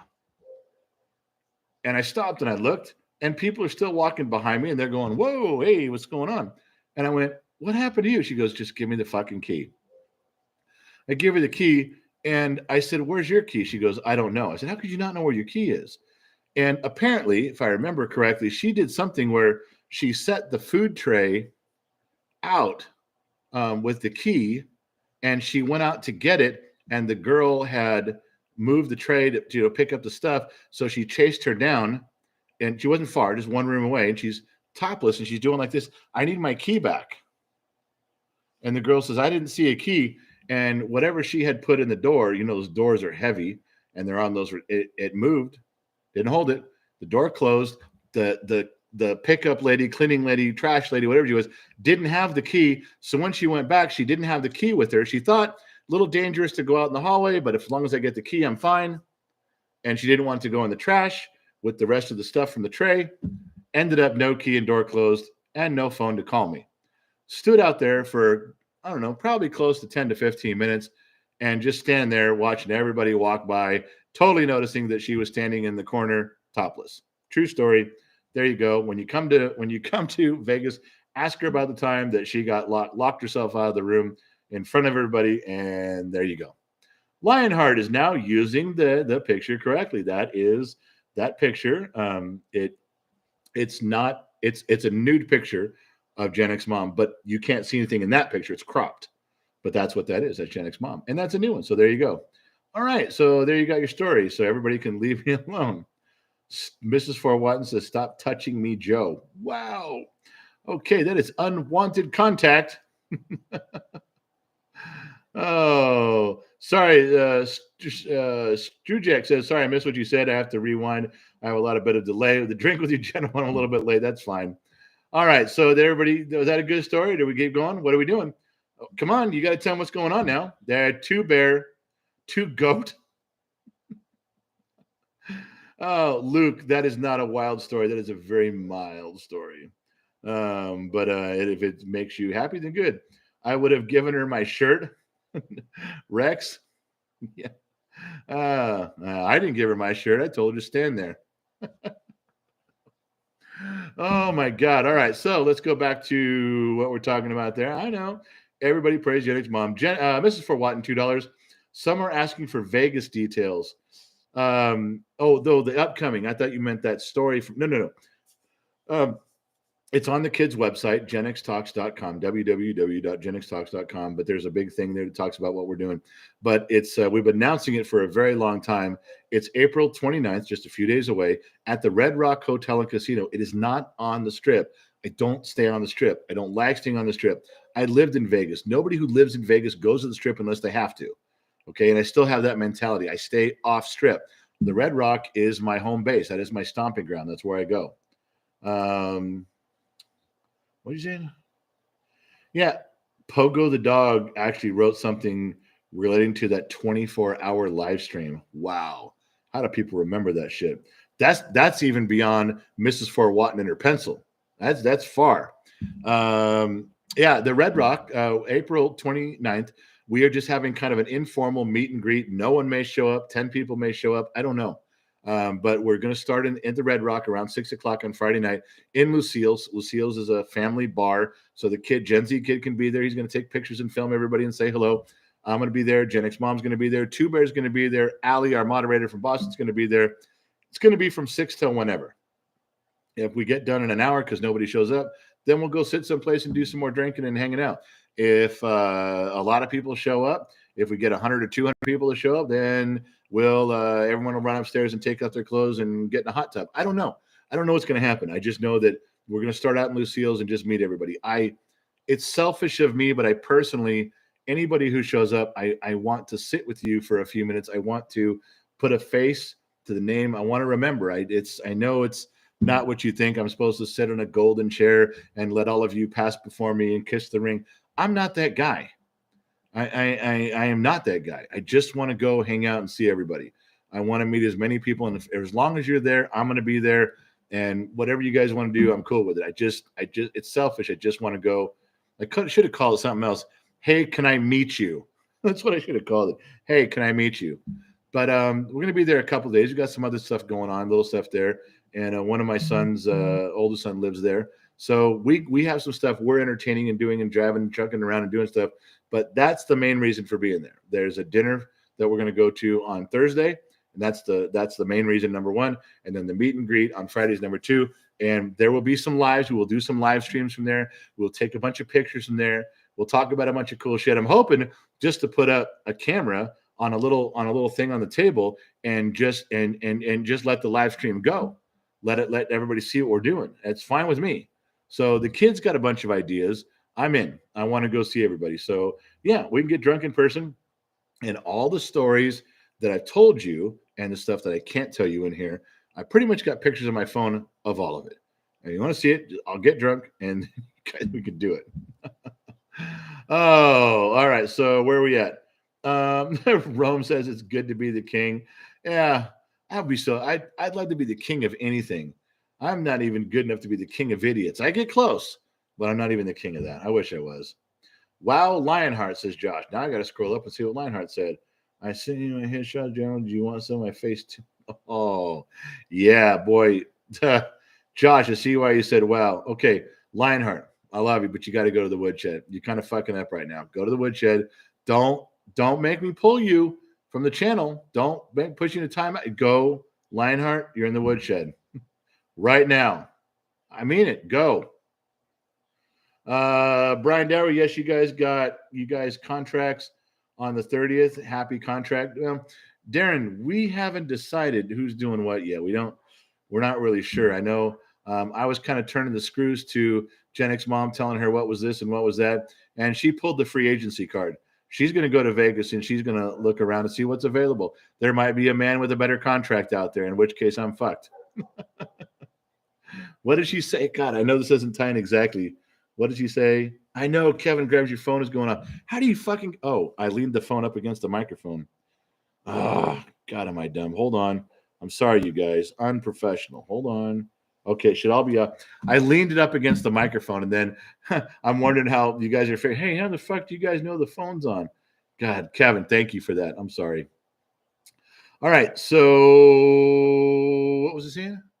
I forgot what I was saying now. You guys lost me on that. Harley Ghost sounds great. And Betlow's still here. There you go at HMP. This is a tight group, solid folks. Betlow is right. Betlow's been around a very long time with us since almost the beginning. And yeah, that's a big thing. Lionheart, we'll let your message go through. Get in the fucking shed and shut up. Oh, Darren, he won't tell me how many years. Was that I won't tell? Darren, 30 years. Congratulations. Oh, how many years have you been married? Yeah, I'm not allowed to say that. I'm not supposed to do that. Yeah. Matthew Parga saying hey from Fresno. Matthew, you realize that we're just like a couple hours apart right now, right? Joe Haney can't make it, so I sent you a pic so I can be in the picture. Joe, seriously, if you can't make it and you send a picture, I will print that out and I'll prop it up on the table on a little stand just so you're there, part of it. So when people take pictures and do stuff in the live stream going on, Joe, seriously, I'd fucking do that. I think it'd be great. Hilariously fucking agency. Mrs. Forwant, yo, talking free agent. Yeah. So so Gen X mom said she was going to become a free agent. She was going to see what was out there. That led me to my other point. When you're in free agency, you have to go around and see what other outfits have to offer, what other contracts they're willing to offer, how they compare to my contract for this whole marriage thing. And she said, fuck it. She goes, I'm done with this shit. I'm going to be a free agent. I'm going to see what's going on in Vegas. And I know what your contract says, she tells me, and I might come back and accept it. And I'm like, so what are you going to do? Conduct interviews? And she goes, well, I may conduct some interviews. I may have some people read some lines and see how they fit in. I want to see how I would interact with everyone else who's providing contracts. And I said, so what do you do if like you interview a guy and then you just like you're done with him? This is Gen X mom's exact words. She goes, listen, if I hang out with a guy and I don't return his calls, just realize that guy needs to realize he went on an audition and there was no callback. I said, that's what you're doing? She goes, I can't think of a nicer way to put it, but if you audition for me and I don't respond, then you're not getting a callback. Just move on, go somewhere else. I'm not kidding. Those are her words, not mine. Okay. I'm missing a couple things in here, Rome. I'm going to have to watch this whole live stream later. It looks like I'm missing some funny shit. There's some stuff going on. You guys have some antics going on behind the scenes that I'm not part of. I'm guaranteed to that. All right. What did I miss here? Scrolling down. Joe Haney, check your email. I sent it. Okay, Joe, I'll check it out. I will get there. Mrs. Forwadden, there. Now Mrs. Forwadden, earlier on the European show, on the European broadcast, you couldn't find that shit. And now there it is. Now you got it. Zoe Mitchell, $1.99. Zoe Mitchell, Zoe Michelle says, let's pitch for prom, 200 plus here at 99 cents. Yeah, I don't think everybody has a way to give any money, Zoe. It's just you. But thank you for trying to rally the troops. That's what the kid needs for sure. Celestial Appetite. I haven't even read. I'm assuming it's a girl because that's where my mind goes.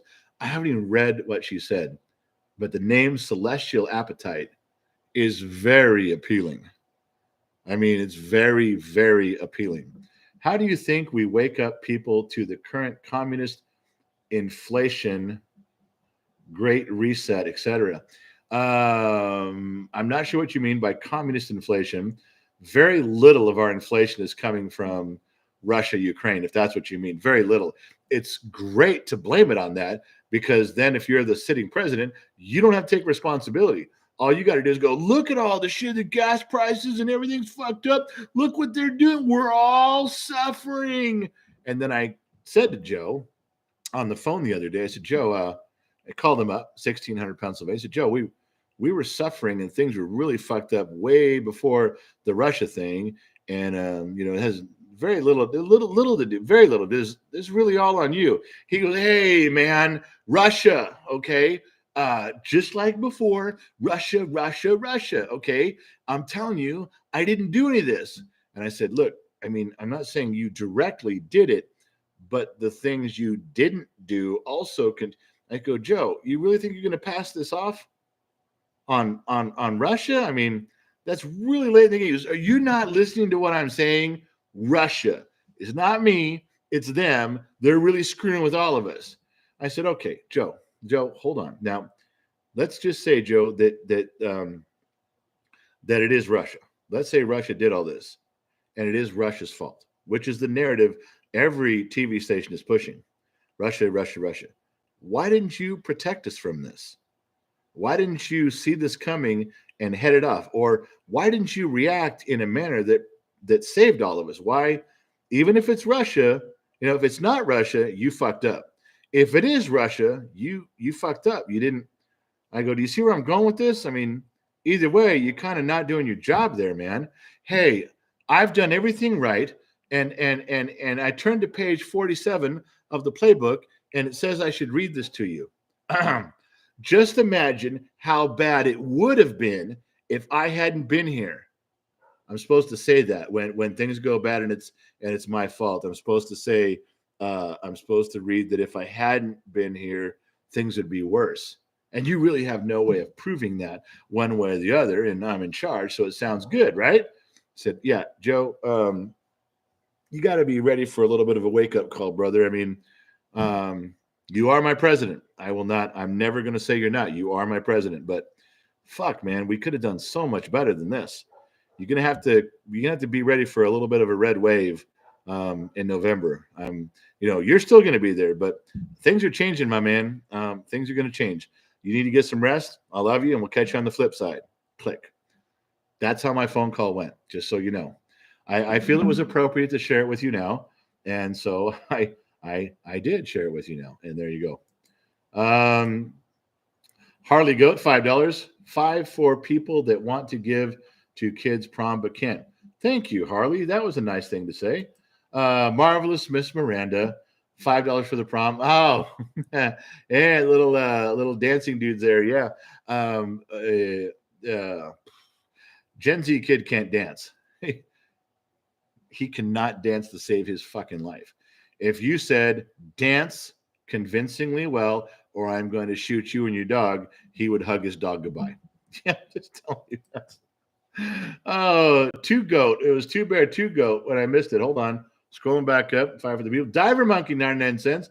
Diver is following the 99-cent rule. He is. He's following 99 cents. Boom, boom, boom, boom, boom. Will, oh, please, that old bastard can't take responsibility. I know. Come on, Will. I was just fucking around. Come on, you guys. You guys know that I did it. Joe Haney, he's following the dollar rule. Lionheart following the 99-cent rule. Mrs. For Watton, Prom Go Z. Celestial, Two Goat, Wayne Newton. Now, Two Bear just put up Wayne Newton, and all he said was Wayne Newton. Wayne Newton what? Wayne Newton what? You want to go see him? Is that going to be our first date? Is that what you want to do? I want you to know I do not put out on the first date. Ever. I don't know what you have in mind, Two Bear. We can go see Wayne Newton, but you ain't getting none from me. So I don't know what you're thinking, but you're going to have to get your shit together. Zoe Michelle said, everybody pitch in 99 cents for the prom fund. Some people are obeying, and there's others that aren't, and Zoe's writing your name down. So you want to get on Zoe's bad side. Josh Maddox, 99 cent. There you go, following the 99-cent rule. William Henderson, are you watching the Lakers Jerry Buss show on HBO? William, I am watching Winning Time with every fiber of my being. I grew up down there during that time, and it is all so familiar, and yet there's so much stuff that I didn't know that are filling in the gaps, and I feel like I'm breathing my childhood all over again. Yes, William Henderson, I'm watching every minute of it with great anticipation. Thank you for bringing that up. I do love that show. Micklin Bird, does nobody, not one freaking person, remember how we rallied together our entire country against the weapons of mass destruction? Does no one feel the deja vu? No. Who are we rallying against now? I know how we felt at the time. I know how that all played out. I know I read all the stuff that came out over the next 5 or 8 years to see where we ended up, but how we got there and how that all happened. But I I don't see we're rallying anything for anybody right now. We're supporting Ukraine quite a bit, but we're not rolling in there with M1 Abrams tanks and Apache helicopters and straightening everybody out, which we should, especially how I had this great anticipation of how Russia, the second most powerful army on the planet, and how discombobulated they are. I was just blown away. All of my expectations, all of my research, all of my for years, not just now. I mean, for 40 years is now blown out of the water. How did they go from a military might to this to they look like the gang that can't shoot straight? That's another reference. Go look it up, millennials. If you're young, go look up the gang that can't shoot straight. But that's a real thing. Yeah. Go smoke a toad. Follow the lines for $1. Yep. Bartaloot, Bartaloo, Baloo, Baloo, bananas. $1 for prom, 99 cents for Gen Z kids dance lessons. Man, we're past that. Dance lessons are not helping that kid at all. I'm sorry. Now, you guys, I have video of Gen X mom, lots of it, of her dancing. She dances like Michael Jackson. You tell her dance like Axl Rose, she's on it. Michael Jackson, she's on it. She can watch someone on TV doing dance moves, and within 5, 6, 8 minutes is doing it. She's that talented. Yeah, very, very good. Danny Westbrook, what's up, General and all? Danny, you're late to the game, but join in. 1937 arrive. I can see that because Mrs. Fort Watton is alerting me to his presence. Thank you very much. Boom, boom, boom, boom, boom, boom, boom, boom.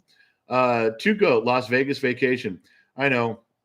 I'm afraid that Two Bear, you and I are going to wander off, and when they ping our phones, when the girls ping our phones for where we are, and they ask us why we're in the strip club, we're going to have to lie and say we were kidnapped. At least I think we're going to. And Medina, where's she been all night?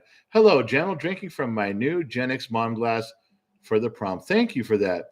I thought Gen X mom said someone ordered a Gen X mom glass. We still had a bunch of those. No one seemed to care for those glasses. Not very many got sold. I thought they were wonderful. I thought those would be one that sold, but no, not many people got them. But if you are a Gen X mom, or you know a Gen X mom, or you have a Gen X mom, I thought they were wonderful glasses. They're stemless wine glasses on the kids' website. Medina, nobody bought them. They're we sold 12 or 18 of them or something. I got boxes of them back there. I bought like 100 thinking that nobody cared for those at all. Medina, thank you for that because I think they're wonderful. I didn't buy any more. I didn't order any more. So once they're finally gone, that's it. But you have one now. You have one of the only ones out there. Thank you for buying that, Medina. That makes me feel good. And are they not a great stemless wine glass? Really? I don't know what I was thinking. I fucked up on that one completely. Laura, you know what? Every time I look at Laura's picture, I stare a little bit longer than I'm supposed to. I know I do. Shame on me. But I love her to death. Laura donated $1. She was following along.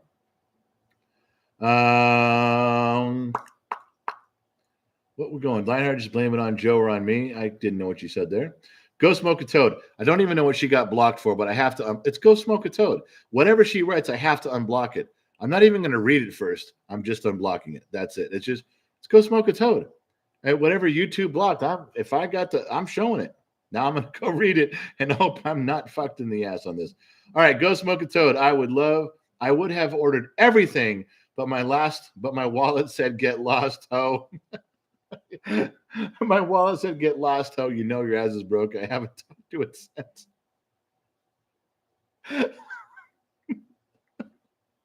Hold on, I want to read that. Go smoke a toad. I would have ordered everything, LOL, but my wallet said get lost, ho. You know your ass is broke. I haven't talked to it since.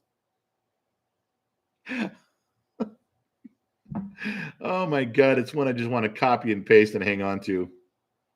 Hey, Two Bears following the rules. He's following what she said. 99 cents. There we go. You can accomplish a lot 99 cents at a time. Oh my God. All right. Tammy Forbes. Hello, Tammy. Said I had to bail my nephew out tonight. He got drunk and led Tennessee State Police on a high-speed chase down the interstate on a side-by-side. $50 was far less than I thought it would be, though. Yeah, well, 10% usually, so $50 is 500 jail. I guess he didn't hurt anybody, so we're good. I mean, you just think if they made him pay back all the gasoline it took to chase him down, that bill would have been much more expensive. Oh, what I missed there. Anthony Taylor says, hello, General. Anthony, you can join the ranks. Hope your Monday was better than most of ours. No, Monday was about average. Really was. Wasn't anything that great. Pogo says, did you rent the room in Vegas that has the mirrored ceiling? Yeah, that was in my youth. You know, when I believed that a mirrored ceiling would let me look at what was going on and go, hey, those two are fucking hot. Yeah, you rented mirror ceiling. Yeah, absolutely. Right now, I'm like, yeah, click, click, turn that shit off and turn the lights down a little lower. Here's a problem that none of you are paying attention to. Anybody's going to show up in Vegas, you're in for a real surprise. I'm a big fat white guy. Now I am losing weight. And those of you on Patreon are getting an update soon. I am losing weight. But I'm a big fat white guy. People are going to look at me and go, oh, damn. And he's 30 pounds lighter? Yes. When you see me and go, damn, that is 30 pounds lighter than what I was. Yes, I'm actually on the decline. My shirts are a little looser. My pants don't fit quite as tight. Yes, that's what you're about to see on April 29th. Damn. And that's 30 pounds lighter. Don't you forget it.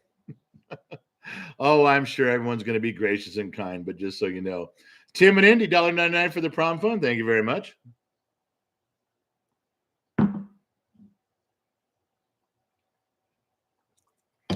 That's why I'm considering dating Two Bear, because he loves me for me.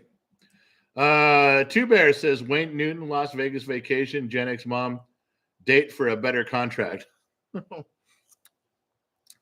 Gen X mom knows just what she has to do for a better contract. In her younger days, she'd have just done it. Robert Yingling, don't get to watch you often live. I know you come off as grumpy, but I do love the real world advice you give the kid. I'm 29. Anything I should know before turning 30? Robert, everything starts to change at 40, right around 40, 38 for some, 42 for others. But that's when the weight doesn't come off. The eyesight starts to turn bad. You actually have to go from taking one pill of medication from your doctor to you need one of those little pill caddies for every day of the week because you got to keep shit organized. That begins happening right around 40 and goes on from there. But I'm going to tell you right now, from 29 to 30, 30 is where, now looking back, this is me looking back, 30 is where you should get serious. 30 is where you're like, okay, I'm done fucking around. I'm done screwing off. And then now I got to get my house and start my 401k or my retirement, whatever you're going to do. 30 is about your limit. 30 is when you say, all right. Put the stripper pole away. Okay, let's switch from cocaine to marijuana. That you make all those big life decisions at 30. Just letting you know, that's the time. You can still play, man. Have toys, get a boat, get a sand rail, go do your stuff. No. You're in your prime. You're in your prime, baby. Live life. But just begin thinking a little more towards how your grandparents did stuff and a little less with how that little soldier between your legs starts to feel about stuff. You just, at some point, you got to change a little bit. I'm just letting you know 30 is a good time to do it. Whew. Oh, I hope I handled that delicately enough. It was true. I wasn't lying. I'm telling you from my heart. Clown, hey, General, how are you? Thank you for addressing me as General. You may join the ranks and follow behind. Harley Goat, buddy of mine, had COVID, 100 pounds lighter, of course, 6'5", 300 pounds down. Yeah, that's me, Harley. Go in that direction, baby. Go on. Everyone says, Marvelous Miss Miranda, Gen X Dad. Oh my gosh, I was watching some old videos and the weight loss is very noticeable. Wow, you are doing great. Thank you, Miranda. But you're kind of looking at through biased eyes. You kind of love me a little bit. You do. Come on, you're just saying that to be nice. Oh my God. Are you guys ever going to let me get to what I wanted to say tonight? Probably not. I'm scrolling down. I'm missing you guys. I'm looking here. What was some of the things I was going to say? And we did that one there. We did that one there. We did that one there. What else am I missing there? So too long of a conversation for that one. Boom, boom, boom. Oh, I know what story I can tell you. It was in here. Yeah. Okay. Christian Goat, Cheer General. All right. I'm going to drink. Listen. The truth is at the bottom of this glass. I don't want to drink that alcohol. I don't. But I feel that I owe you fine folks of the world the truth. And I have to go get it. Now, I could pour it out and still get to the bottom of that glass now, couldn't I? I could. But I think I owe it to you, citizens of the world, to drink my way to the bottom of the glass, drink my way to the truth, and then tell you the story that I'm about to unfold. So, raise a glass with me, have a drink, because the truth and the story is at the bottom of the glass, and we are the Legion of X. We do reside in the bottom of the glass nation, each and every one of us.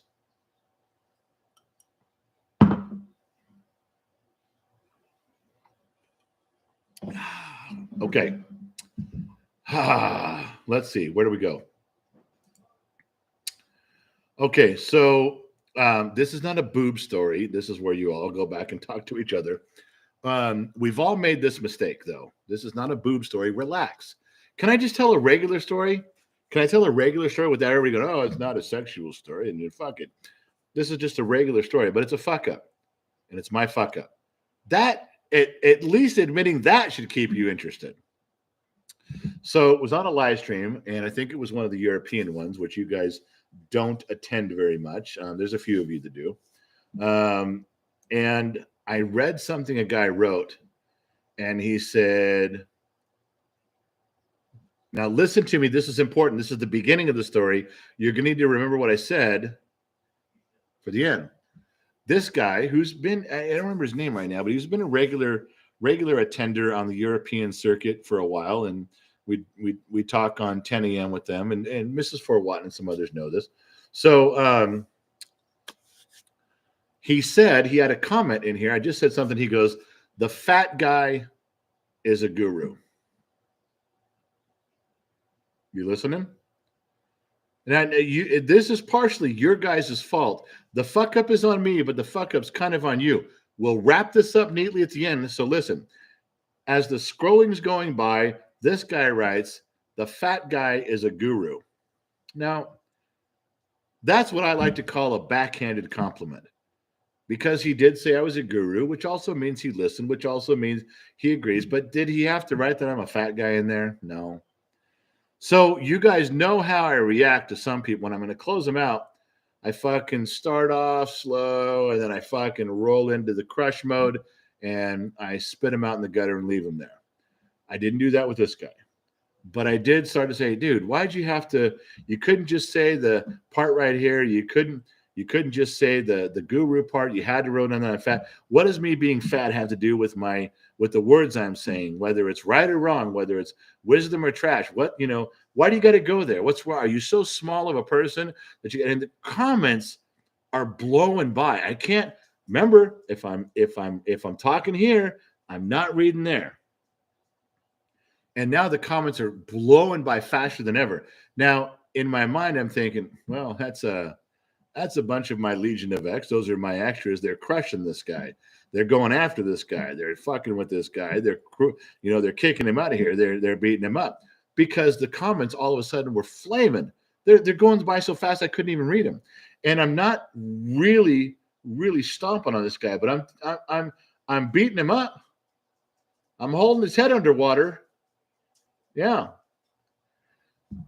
Then all of a sudden, I kind of get done with my rant. I back up a little bit, and I say, all right, let's go read somebody doing like this. So I scroll in, and you guys in here are going against me.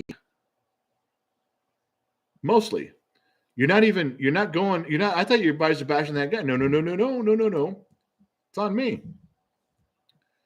So now I got to figure out what the fuck's going on. This guy called me fat. I'm beating him up, and you guys are blowing up the thread for 3 or 4 minutes. Turns out it's against me. I'm like, well, what did I do? I scroll back up. When I got near the beginning of all this, what I had done, how I had made my mistake, was that he said the fat guy is a guru. That's not what he said. I had to go back up and find it, which was very difficult. He wrote, that guy is a guru. Somehow, as it flew by my screen, I thought it said that fat guy, the fat guy. He wrote, that guy is a guru. And I rolled on this dude. You guys came to his defense. I was scrolling through, and there's a bunch of them in there going, no. That's not what I said. I'm sorry. The guy who said it was apologizing. No. I didn't type that. I didn't mean that. I wasn't saying that. And you guys were defending him, and I'm fucking not listening. I ain't having none of it. I'm going after the dude. Didn't I feel like a pile of fucking shit? And why? Now, I should take full responsibility, shouldn't I? This was on me. I read it too quickly. I wasn't paying attention. I was jumping to conclusions. I should take full responsibility, but I'm not going to. I'm going to take partial responsibility. You know who's going to take the rest of this responsibility? You. You guys. Do you know why I didn't read it correctly? Because it went by too fast. Do you know why it went by too fast? Because you fuckers are talking with each other about stupid shit so much and you're filling it up. I missed what was being said because you guys have a whole chat room going on here and I fucked up. So I blame you. Now, I apologized on behalf of all of us. I did not solely take the blame for this, but I apologize for my part. I was wrong. But I think the bigger lesson that we all need to learn right now is that unless you have something constructive to say to me, you fuckers in here should shut the fuck up and quit texting each other. This isn't a goddamn chat room. And basically, I'm feeling left out. Oh, I'm trying to keep a straight face. I did for a long time, but I fucked that up completely. I have no other way but to extrapolate this long story to make you guys responsible. And I hope you all feel bad. Joe Haney, $5 for the Whiskey Fund in honor of Dupeldor. I must have missed that one. $30. Uncle Nene, where the fuck have you been, Uncle Nene? I've been carrying the show for all this time. Where have you been? $1 for each pound you've lost. I'm on the same journey. Then quit putting donuts as your that pink donut, that pink thing right there, Uncle Nene. That's my favorite fucking donut. Don't change that. Change to something I don't like. Oh, where are we at? Okay, what did I miss? I'm sorry. You guys are still. No one heard the story. No one gives a shit about the story. But I'm telling you, that was a gig. So that really happened. Now you can go back. I'm sorry. Let me try to catch up with what you folks are saying. I'm sorry. Did my story interrupt your chat room again? Oh, SP. Generally, if you ever misread my comment and start yelling at me, just know I'll still be honored. I'll take it as a learning lesson on how to yell at other people in the future. SP, thank you for that. I almost want to give you my cell phone number so we can talk. Thank you. You're so generous and so nice, so loving and so kind. Not like these other jabronis in here. None of them. All right. So I'm just going to join your guys' chat room. I will stop talking and I'll just text. What are we doing now? Hey, fellas, what's going on? Tomash from work. I'm with you, General. Tomash. Thank you very much, Tomash. Fall in line. Join the ranks. Thank you very much. Our Israeli counterpart over there. Who's going in the woodshed? What do you... I was telling a story. How do I Rex, how do I know I'm telling a story. I can't read what's going on. I have no alley tonight. Bartaludu, there was a story. Bartaludu, you're in the woodshed. Fuck it. You're in the woodshed for just being an ass. Joe Haney said they didn't like the beverage promotion. Didn't like the beverage promotion. I'm really out of it. What did I miss, you guys? Stephen Danielson still got this going on my projector in the living room. Giant screen. Who's got Gen X on the giant screen? I promise you, Stephen, nobody's Nobody's got me on a big screen TV. I'm a small anecdote in the corner of someone's cell phone. A-bomb, General, I'm in my seat quietly drinking rum. Thanks for the laughs. You know what? A-bomb 509, I'm drinking to you because this is an unruly mob that's discourteous and unkind. And A-bomb 509, you are a man among men. Thank you for sitting and listening to me. The bar is getting wild and rowdy, and yet you and I are sitting calm and collected, speaking to each other like gentlemen.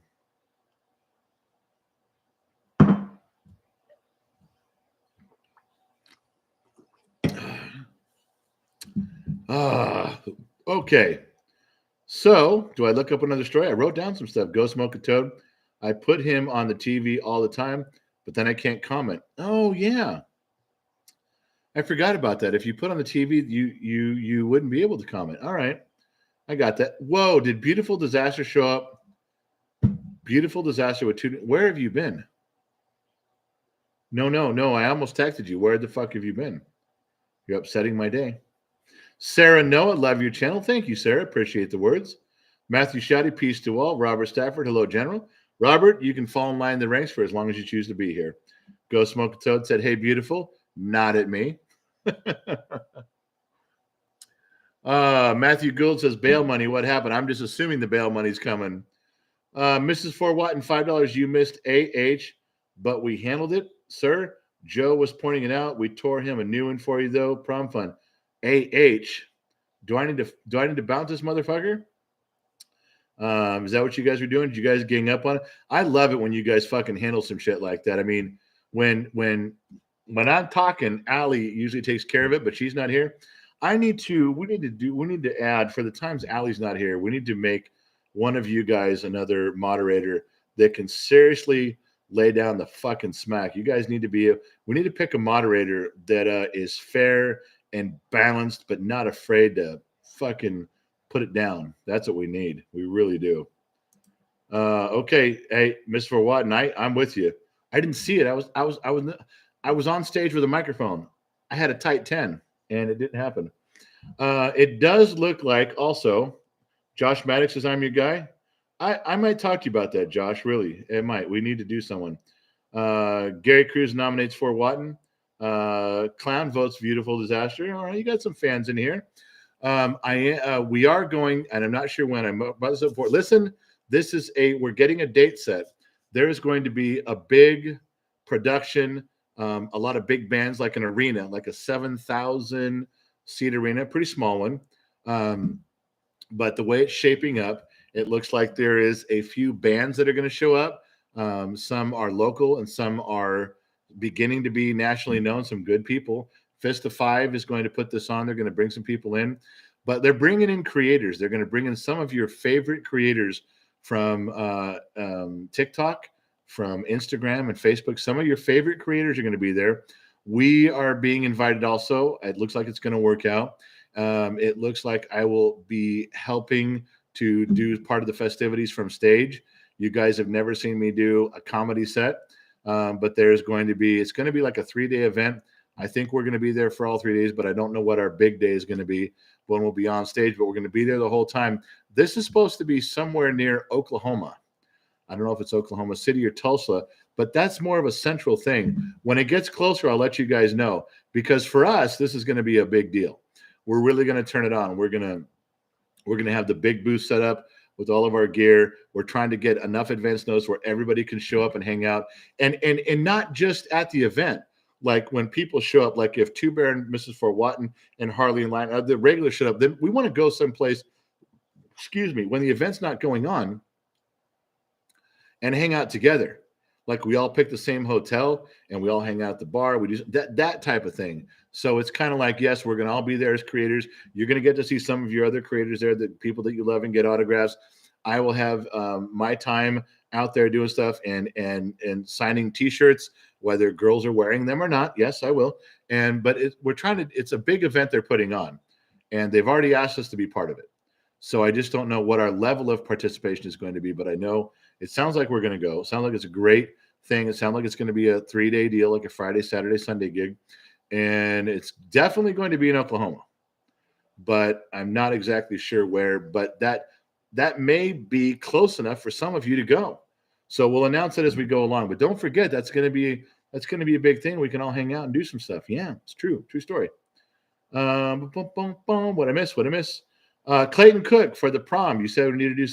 You said we need to do someone for the prom. You said we need to do someone. Well, I don't know who you're going to do. I know who I'd like to do. I got a list, but Angela says she nominates Two Bear as a moderator.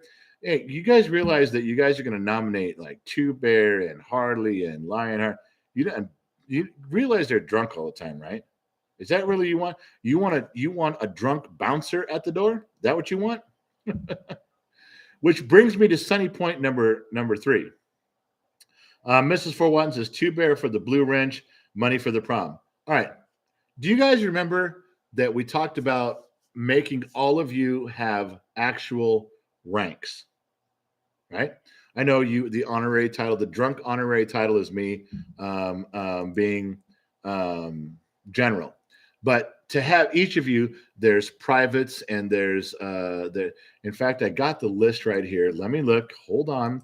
Don't get your panties in a wad. Shut up for a second. Let me look. Let me go fucking find it. Grow the fuck up for 5 seconds. I can find it. I'm not that bad. Rankings. Okay, there it is. Yes. Okay. So the rankings are private first class, corporal, sergeant, master sergeant, sergeant major, lieutenant, captain, major, lieutenant colonel, colonel, and general. And that's just not very many. It's like 11 or 12. There could have been 80 ranks on there. So here's what happened. So Allie and I got on the phone with Allie. We sat there and we went through everybody's name, all the regulars, all the usual offenders that we could. Larry Galloway's Pop Shot. Ah, fuck. All right, hold on. God damn it, Larry. I was in the middle of something, Larry. You're fucking with me now. I'm already hammered. I'm just about to slurring my words. I'm almost there. That's what you've done. Larry and everybody else, we're talking about the rankings. This is important. I'm probably going to talk about rankings I shouldn't talk about, but I'm in.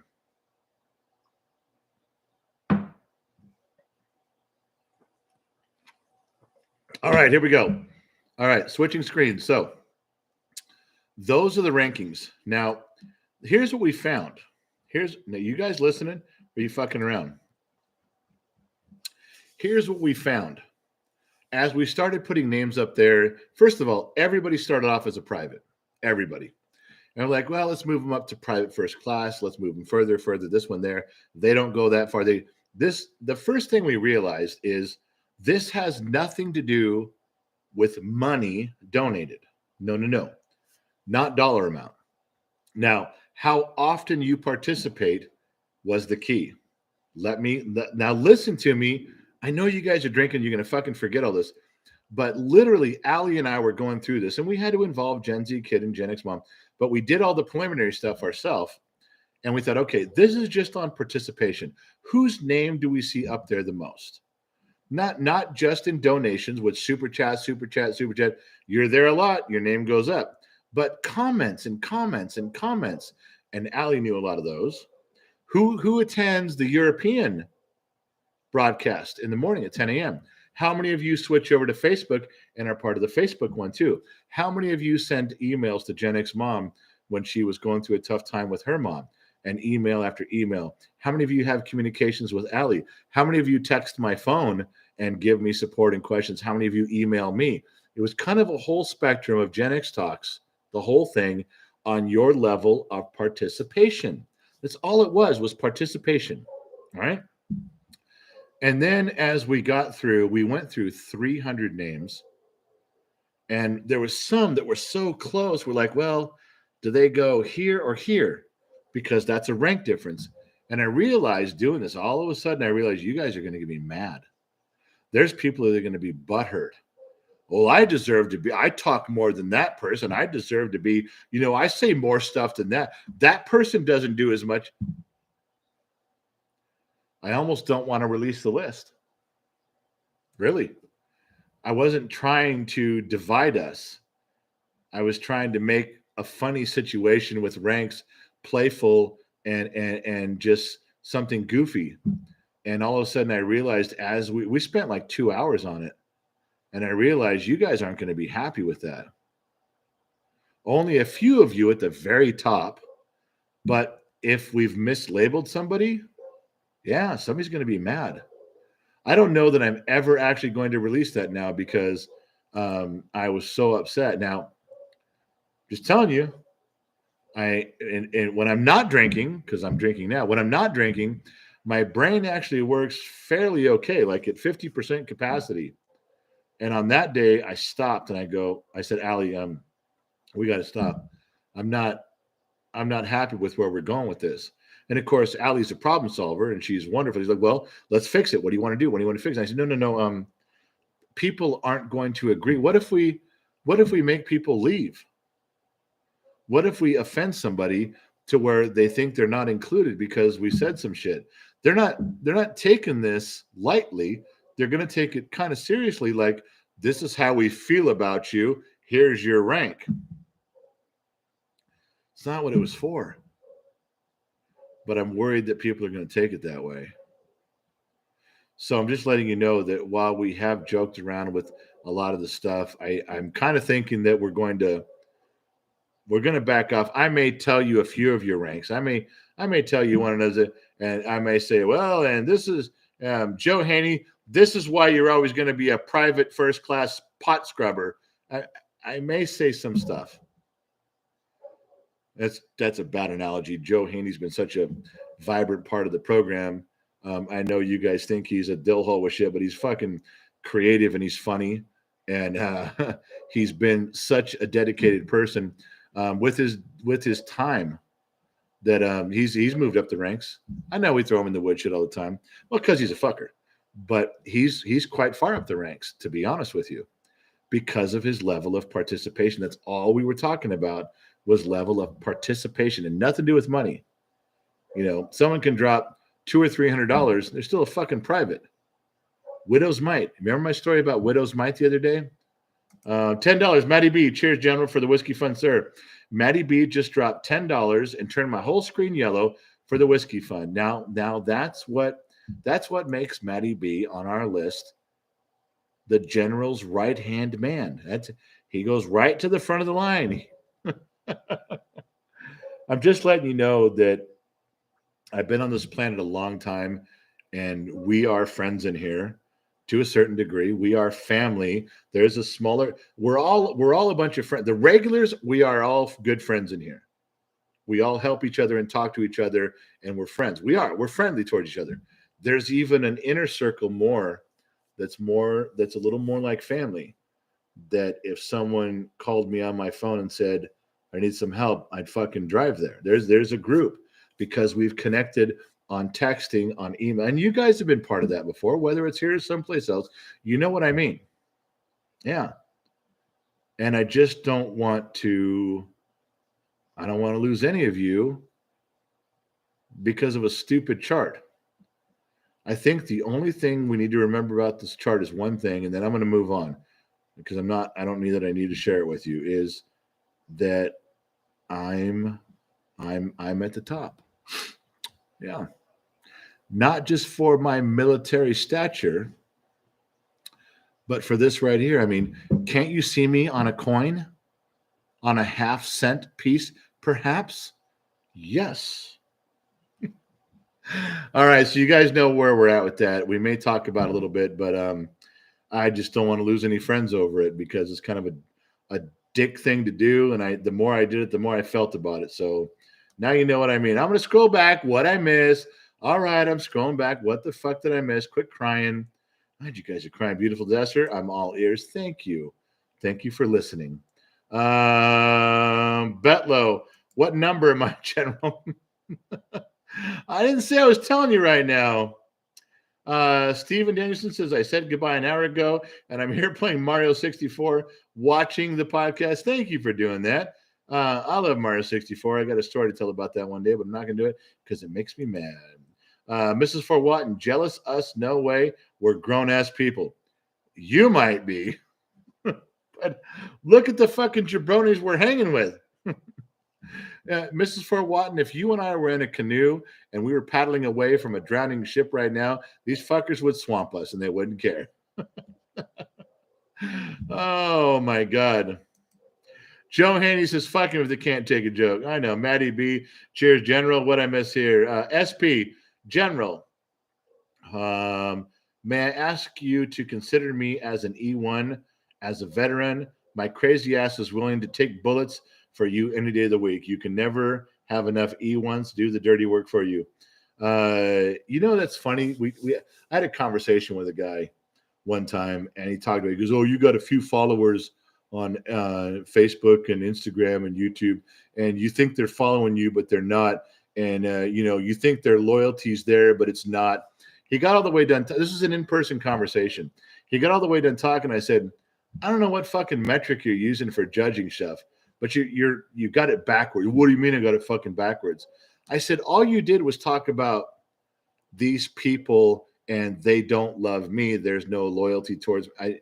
I go, that's not what they're not even what I'm picturing on this. When I see these people, I see their name and I feel a certain level of loyalty to them.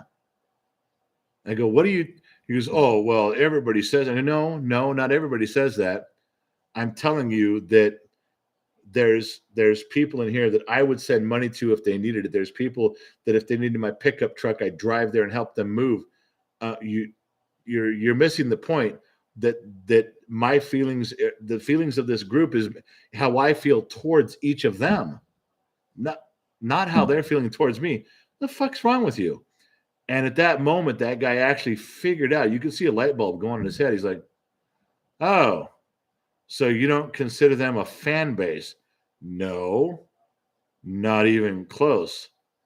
I think they tolerate me. I think they put me in check. And I think every now and then I plagiarize some wisdom that they've already heard before and I remind them of it. And I'm very grateful that they're here. Who the fuck are you?" That's more how I feel. Fuck those guys. Mrs. Fort Watton, no one needs a rank except you, Mom, and Kid Allie. All right. We couldn't ever settle on where Gen Z Kid was. I put him below private as a scrub. He put himself as president, the only person in charge of the general. But the ranking goes general, which is me, thanks to you guys, which was a drunken.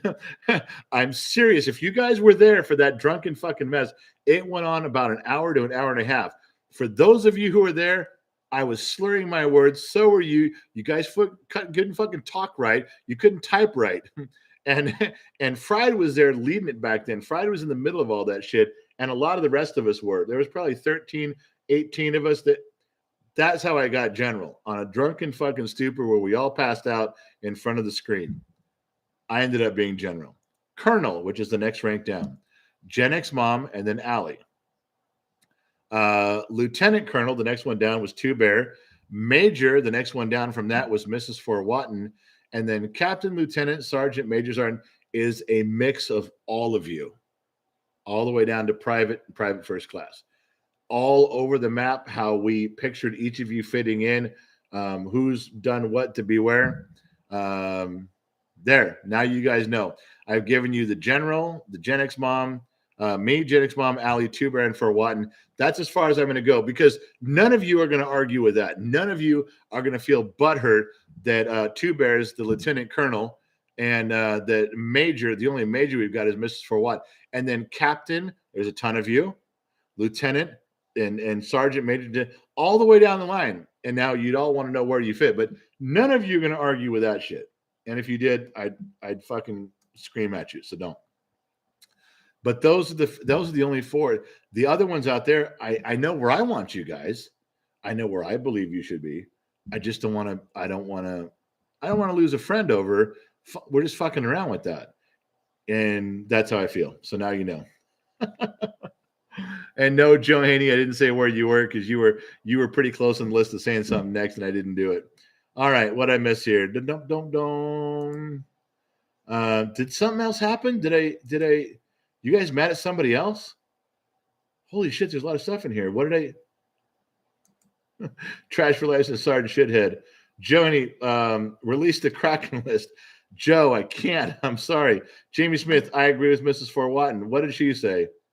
Um, Dude says if you don't like your rank, get face down in the mud, you scum bucket. We could treat it like that. I just don't. I can't get there from here. Tomash, Tomash, I will salute you the whole time from Israel. You're standing on that wall, holding down that border of the country. Tomash, my friend.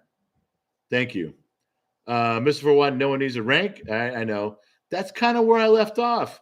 And I was just telling you, Joe Haney says release the Kraken. Jamie Smith, I agree with Mrs. For What? I don't know what the fuck she said, but I'm in. And I was scrolling all the way to the floor, missing everybody. I'm so sorry, you guys. You guys are all in the ranks. Everybody's got something. It felt bad. It felt really fucking bad. So I don't know. Could you guys all just accept that maybe my fucked upness might be right this time, and let's not I don't know. That's how I feel. All right. Beautiful Disaster said hello, Gen X mom. She cannot be in here. She went up to bed a long time ago. I commanded it so. I told her to get her ass upstairs, take off all of her clothes, get under the covers, and wait for me. And that's what she's doing. She's not in here with us. She's going to come down and hit me with a frying pan. So anyway, A-Bomb says, I'll clean the Johns, and pour the drinks, and fuck maybe the other way around. Yeah. Oh, that I know you guys are all thinking on that level, but everybody secretly wants to have a little bit of a rank, and you'd see like someone else. And I don't know. Marvelous Miranda, I was thinking the other night that I love hanging out with my BOTGN friends. I feel like a friend. And not a fan. Bottoms up. Yeah. Miranda, you're not a fan. How can I say this without sounding like fucking dumbass? I'm telling you, all right, let's just take this one example, please. Since we're here, one example. Miss Miranda. Miss Miranda, if you were to somehow show up in Vegas and you came up and like, hi, I'm Marvelous Miss Miranda, I would absolutely be starstruck. I would say, please, can I have a picture? Please, can you take a picture with me? Tell me where you're from. Tell me about your husband. Tell me about your kids. Oh, what did you do for work? Tell me the last 10 years of your life. Where are we at? Get me caught up so we're if you don't believe me, just ask Gen X mom sometime on how I am with that. I really want to know. When I met Two Bear, I'm like, tell me about your wife, tell me about your job, tell me what she does, what car do you drive, how long have you lived here, where have you worked? I didn't say it all at once. I was clever and I did stuff, but I know a ton about them. And I feel like I know them. That's important to me. That's the way I feel, not the other way around. You guys, I know. Until you meet me in Vegas, until you meet me in person, you're gonna think, oh, I just saying no. I am so grateful when anybody takes 5 minutes for me that I turn into a sappy puppy dog. I really do. I really am grateful for every moment you guys spend. Thank you. Yeah. Have you been talking about me? No. No, ma'am. The Gen X moms at the top of the stairs. There was some people saying some shit, but I took care of them and I fucked them up. I wasn't talking about you. I love you very much. What? You better watch it. No. They were saying some shit about you, and I'm like, hey, don't fucking talk about my chick that way. I'll fuck you up. I find it hard to believe they talk bad about me. Not the regular. No, the regular people love you to death. They in fact, to be truthful, I'm jealous. They love you more than me. There's just a couple assholes in here that we were dealing with. Like you? No. And I took care of them. We straightened them out. The regulars and I, we saw what they were saying. We tried to be nice to them at first. They weren't listening, and we fucking closed them out. Yeah, we took care of it just like we're supposed to. I believe you. Well, what? I can hear you. I'm upstairs. I can hear you. I'm not talking. I'm not that loud. I was Yes, trying to. You're loud. Okay. there's not much I can say right now other than let me begin with my 3-part apology. I love you. You're a very beautiful and talented woman. I don't deserve you. And part 3 is if there's anything that I can do that would help you in your time of need, please write down a list for me and I will follow it A to Z, 1 through 10. All right, we'll go upstairs and work on my list. You have to, because I'm just dumb and I wouldn't know any different. All right. But realize that while you're writing that list, that I've defended your honor at every fucking turn. Yeah, those are very nice. Thank you for showing me those. And we're back. That was fucking close.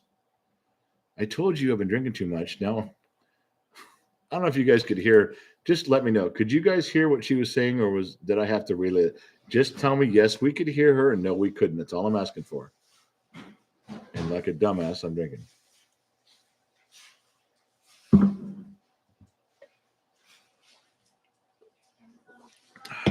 Joe Haney says the reason he comes here is he thinks everyone here is a superstar. Joe, you're not wrong. There's a group in here. You know there is. And they're great. All of them. Michael Ghost, $5. Busted. Just blame me. Thank God. Hey, honey, What? Michael fucking Goss ruined all this shit. We're dealing with him now. He fucked everything up. The rest of us, including me, your valiant leader, we're on it. But Michael Goss fucked this up. All right? Thank you for that. I needed that right now. All right. Oh, you guys did hear that. I didn't know. One of you guys bought a very expensive microphone and it picks up a lot of shit. Steven does it. Everybody here probably relates to you on some level, like your family member wish we had. Eric Leroy, here comes the frying pan. I avoided that, Eric. Did you see how I did that? You guys want a lesson in life? Okay. Oh, I will tell you. You want a real piece of advice that I learned from a 92-year-old man that I respected very much? He passed away a few years back, and he told me one thing. Now, listen, men, don't scroll. Quit fucking typing. Men, quit fucking typing for like 90 seconds. That's all I'm asking. I literally have learned great things from great men, and they're rolling around in my noggin. I'm going to give you one right now. This man told me, when you're in an argument with your wife, when you're in a discussion, if you know you're going to lose early. Excuse me. Listen to what I said. If you know you're going to lose early. Men, you know when you're going to fight and argue and fight and twist and argue and fight and spin and talk and farting. You know at the end you're going to lose anyway. But boy, you fought all the way to the end. I used to be that guy. I was very much that guy. And then this old man gently took me by the arm and said, if you're going to lose, and you know you're going to lose early. And what he told me with that was, at the beginning, we all know when we're going to lose a fight. And we're going to argue and we're going to put up a defense. And we may call it a stalemate. All right. But if you know you're going to lose early, means when she's done with her opening barrage, capitulate. You're right. Sincerely. Yeah, man. Fuck. Say a little something, and get under it. Let it hit you. Move on. If you're going to lose early. That's not a joke. That's not a punchline. That is some wisdom I got from a dude who was brilliant. How's your Bible study going? If you're going to well, we're in Mark chapter 17 right now, but I was referring, Gen X mom, I was referring to the guy who sold us one of our buildings downtown, when he said to me, you were there when we talked about this. He said, if you're going to lose in an argument, lose early. And he meant submit to that argument, get out from under it, let it land on you, and move on. And the entire process no longer takes 5 days to heal itself. It takes 2 hours. So your Bible study is going well? Oh, Bible study's going great. No, we're past. It's 8:30. We ended the live stream at 8:00. All the degenerates, all the guys who cry boobs and goats, they left at 8:00. We were done. We started a new one at 8:00. We've been going for about half an hour now, and we're studying Mark chapter 17, and that's in the New Testament. If you didn't know, it has a lot to do with humility. Did you save anybody's soul? No, well, I don't like to say that I saved a soul. That's not really up to me. Jesus does the saving. I just deliver the message in the most humble manner I can, over and over again, and that's where I'm at. Okay. I'm almost done. I almost feel bad that I can't go longer because there's some questions that need to be answered, and I really feel the breathing moving through me right now. So are you just going to hang out down here, or are you going back upstairs, or Yeah, you carry on with your Bible study. Bible study's going great. Bible study's good. So Just don't talk about me. no. We got rid of those guys. No one's talking about you. No. Okay, continue on. Thank you. And I love you, and thank you for being so patient with me, and have a good evening. I'll try to keep it down where I don't disturb you. Hey.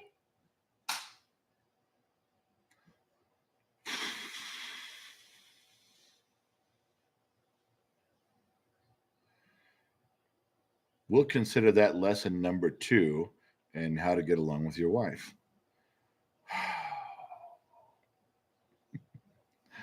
Okay.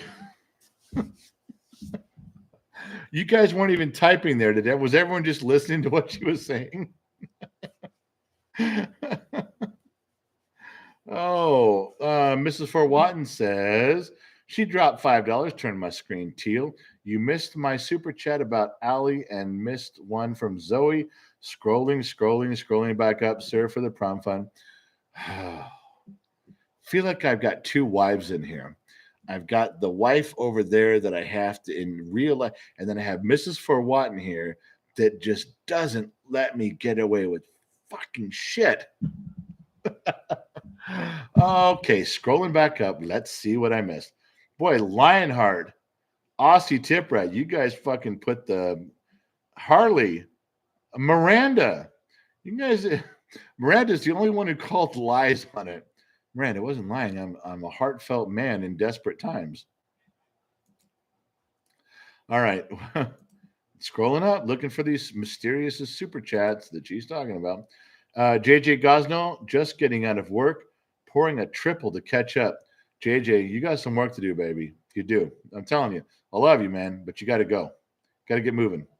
Tomash, General, what you give, I will receive with joy and understanding. Tomash, everything you say and flows all the way from one side of the planet to the other. Thank you for standing on that wall for us over there. Keeping the peace, baby. Keeping the peace. All right, scrolling up. Michael Goss, busted. Just blame me. All right, scrolling up. Devin DeVroe. Whoa, and look who decided to make a guest appearance. What's going on over here? It's the kid. We haven't decided if he's the president or the below private. Or CEO. I know what he's going to say. He's going, there's no question to ask. I'm the fucking president because he wants to be over. The first question he asked, he goes, Dad, if you're the general, who's over the general? I said, nobody, just the president of the United States. He goes, oh, well, then that's me. He asked one question and assumed the role. Yeah, that's it. And we're done. It's settled. I don't know why you guys are arguing. I won the election. So, and if you say there was no election, there was no election. You're right. This is a totalitarian. It was a vote of one. Yeah, I won unanimously. Oh, I'm trying to find Mrs. For What, and I'm scrolling back. Whoa! Allie had a wrench tonight. You know, Allie chimed in for one thing and said, "You want to see something absolutely amazing? If you're looking for a comment, yeah, don't press buttons. You're gonna fuck me up. Now, type what you're looking for. I don't know what I'm looking for. I'm looking for a super chat. I don't know. For a super chat.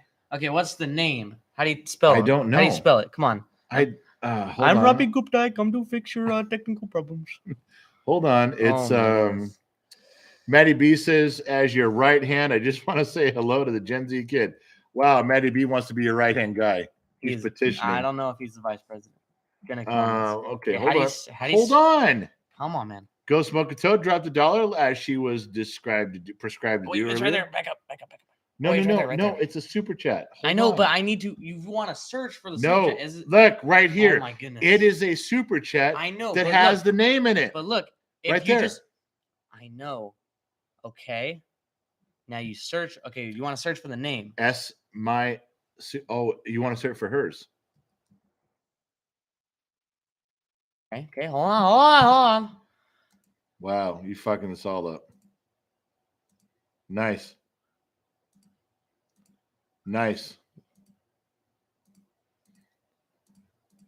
Yeah, nothing. Good job there, point and click. It's because you haven't. Whoa, what the heck? You haven't searched up far enough. Good job, point and click. Hasn't loaded. What else you got? Hold on, bro. Chill. Come on, chill. point and click. What is not loading? What's going on? You're really screwing this up. I right didn't now. do shit, man. I'm helping you out. You have to admit. All I did was Command F. All So you do is everybody here who knows how to hit Control F is like, oh my god, why didn't you do this earlier? But it's not popping up because you haven't scrolled back far enough. Oh my god! You see what I deal with here? Do you see that? Oh my god! And he wants to be president. No one fucking voted him president. I am definitely the president. Do you think Who Joe voted Biden? Do you who think vo- Joe Biden hits Control F and No. like searches for stuff? No, he doesn't. Yeah, because I'm better than him. Who voted see you this? in? Who voted you in? No one. This is No, dictatorship. no. Do you think You this is have a to be- democracy? A democracy? Do you think? We are Like, I'm not opposed to a democracy, but for right now, this is not there yet. dude. Nobody voted you president. You're not president. I do have voters. I do have supporters. I want to see the votes. I want to put it in my hand. There are no. I keep I wanna telling you this. There are no votes, but I am the president. You're self-appointed? That's- Yes. No, not true. You're self-appointed. No, a bunch of drunk people made me general. It's true. He stole the election, clown. Yeah, I stole the election. Okay, this is my election. I held it. Oh, SP, the general's doing just fine You know, before the we kid should showed have- up. we should My have vote is some- for general for president. No. Oh, You look know at what? that. You know what? We're going to have a debate. We're going to have a presidential debate. You want to know what my debate's going to be? That you're a dumbass and you don't know That what to I do about created this country. Oh my You god. definitely helped build the culture, but it's like, you just think about it. George Washington, one of the main founding fathers. Rex says your Gen Z kids rank as a mail clerk. That's crazy. Deliver the mail, pass the messages, That's and shut that's up. my origin story. Like I was a humble male clerk. Michael Roeder says you This Gen is- Z are a self-appointed dictator. Yeah. Thanks for noticing. He is general. Thank you. I'm general. Not you, Jamie- me. Jamie Smith. Actually, he's Canadian. What the heck is going on? Hey, Why just is so it- off the record, Yeah. when you see this come up every now and Yeah, I then, know that's what are they? I don't know. The fuckers it's just a jumping. scam. I know, but it bugs me about that shit. I don't like No, it. they're really annoying. YouTube's got Gen Z problems kid, with that. mailroom clerk. That's what it is. Tomash. What did Tomash say? Tomash, boy, he put up symbols. I'm lost. I don't know what he said. But Tomash is on my Hold side. on, hold on. So you use the first letter of each emoji to form a word. No fucking way could that be right. How about Terry M., general for president? No, You're- so like you're S, I don't know what flag that is. I can't tell. Is that Israeli. okay? I, and that's a hug. So H S I H. That's a heart. Maybe H Two again. H's? Maybe love. SHL. It's- And I then don't- U Come on, man. That's not what he's doing. or A for America. This dude needs to work on his. What kind of this shows dude do needs you to work watch on in his life? Puzzles. I do puzzles and escape rooms. This is not an escape room. I have a huge, very tiny brain. So. You just said you had a huge, very tiny brain. All right, Hey, all right. my man, can you want to do something on the side here? Want to rinse that and film one of those? Do that stuff. Thank you, my man. Yeah, please. Yeah, that. All right, so here we go. Where are we at? Boom, boom, boom, boom, boom. Kid, that was funny. Gen Z kid never inhaled. Hey, Jamie Smith, Gen X dad is genuine. Jamie, if it's really Mel, come on now. I'm waiting for it. Let's go. Joe Haney, tell Wagon Boy to feed the dog. He can. Joe Haney hears the dogs barking up. I can tell Wagon Boy to feed the dogs. Joe Haney told you to stay in the woodshed. Joe, he said, talk to him when you're out of the woodshed. No words since then. Molecular Admiral General Gen X Dad for President. I'm taking over. It's going to happen. Look, if we actually have an election, Yeah, I think you'll win. I would because win. You have a lot of sympathizers. Sympathizers? What about patriots? What about regular soldiers that dedicated to the truth? Why do you call them sympathizers? Nobody feels sorry for me, going to make me president. Don't make me say it again. Don't make me say it again. You know what I'm about to say. You know what I'm about to say? I'm the Pope. I'm the Pope. Oh, here we go with No, your it's fine. Charlemagne thing No, again. No, seriously. No, guys, I'm gonna go on the rant again. But seriously, this is what I'm saying. So you ever seen that in the 800s or something like that? The So- 800s? Yeah, it was like 900s, 800s. Is that like a zip code? It was a long time ago. So in a galaxy not so far away.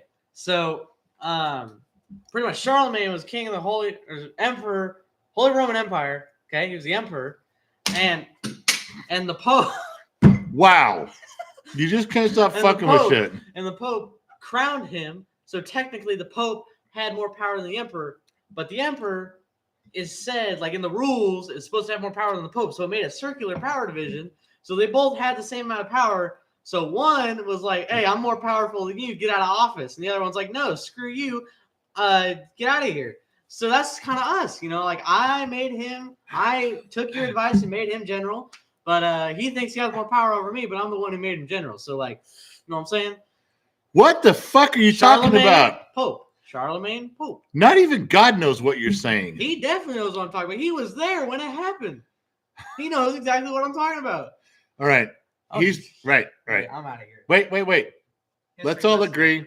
He's the Pope. Go to bed. No, you can't tell what to do. I'm after. sending the Pope to bed. Anyways, don't worry. I'm actually working on becoming like a minister, right? That's what we're doing. Yeah, we are becoming Yeah. ministers. True. Then I can really be. Clown says, "Oh shit, here we go again." I'm telling Josh you. Maddox wants dead air. Hey, history lesson for Gen Z kid. I'm gonna do history videos now. I gotta go Oh. for a reason. You guys, I swear to Christ, I tell you, Zoe Mitchell, listen to your instincts. Nightbot $5. Oh shit, it jumped on me. Hang on. Nightbot $5. I'm patriotic Aussie. I love the way you love your country as I love mine. Mrs. Fort Watton, dead air would be great right now. No shit. I didn't ask him to jump in this shit. Oh, you guys. All right. All is quiet. Gen X mom's gone upstairs. Gen Z kid's gone upstairs. The only person down here is my dog, Riley, who's sitting next to me. That's it. Everybody else is gone. Oh, all right. Listen, I really am thankful for all the stuff you guys donated tonight for the kids' prom. It is expensive. He is trying to earn the money. I always, as the dad, I tell him I will help pay for things, but I've always teach him the lesson of you need to earn some of it yourself. So we kind of figure out what it's going to cost and what our level of participation is. But it is his channel. Gen X Talks is his channel. He works really hard at it. He put in a lot of time today trying to film some stuff. He asked me to tell some jokes and things, stuff you guys might see coming up in the future. He has put in a lot of time after school today. So whenever you guys donate to him, even if it's $1 or $2, all the stuff, I'm sure I missed some stuff in there because I'm a little fucked up right now.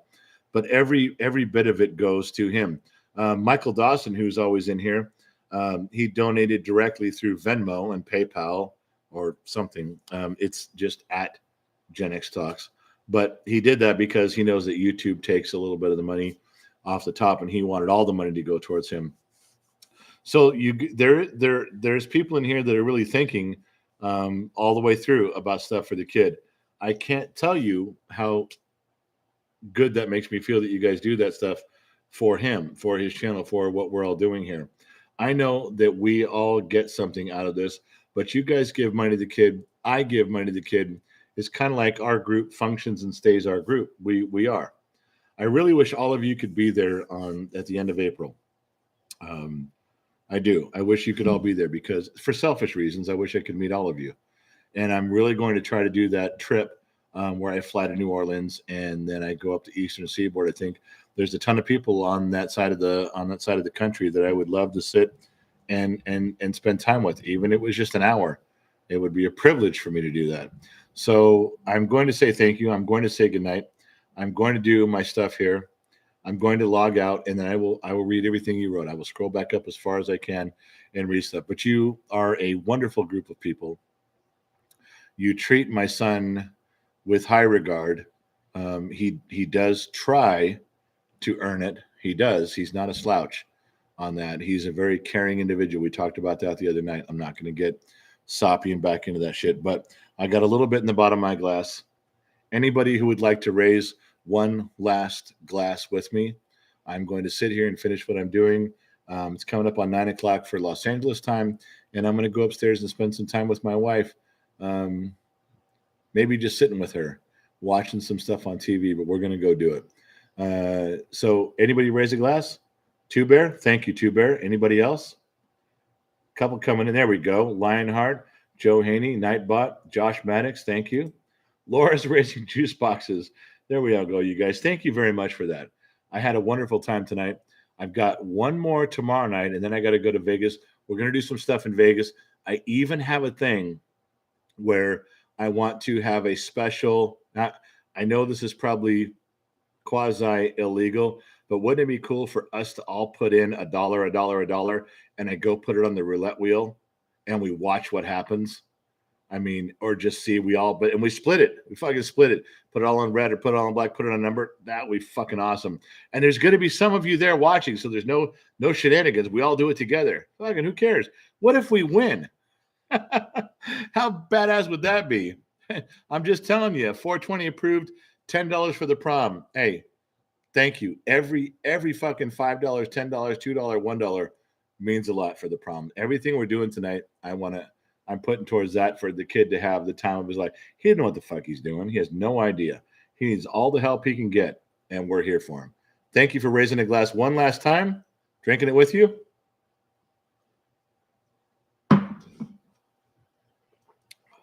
No training wheels. None. That was for you guys. Thank you again. I'm saying good night. I'll read all the good nights, the wherefores, and salutations. But please remember, from everyone here at Gen X Talks and myself, we'll catch all of you on the flip side.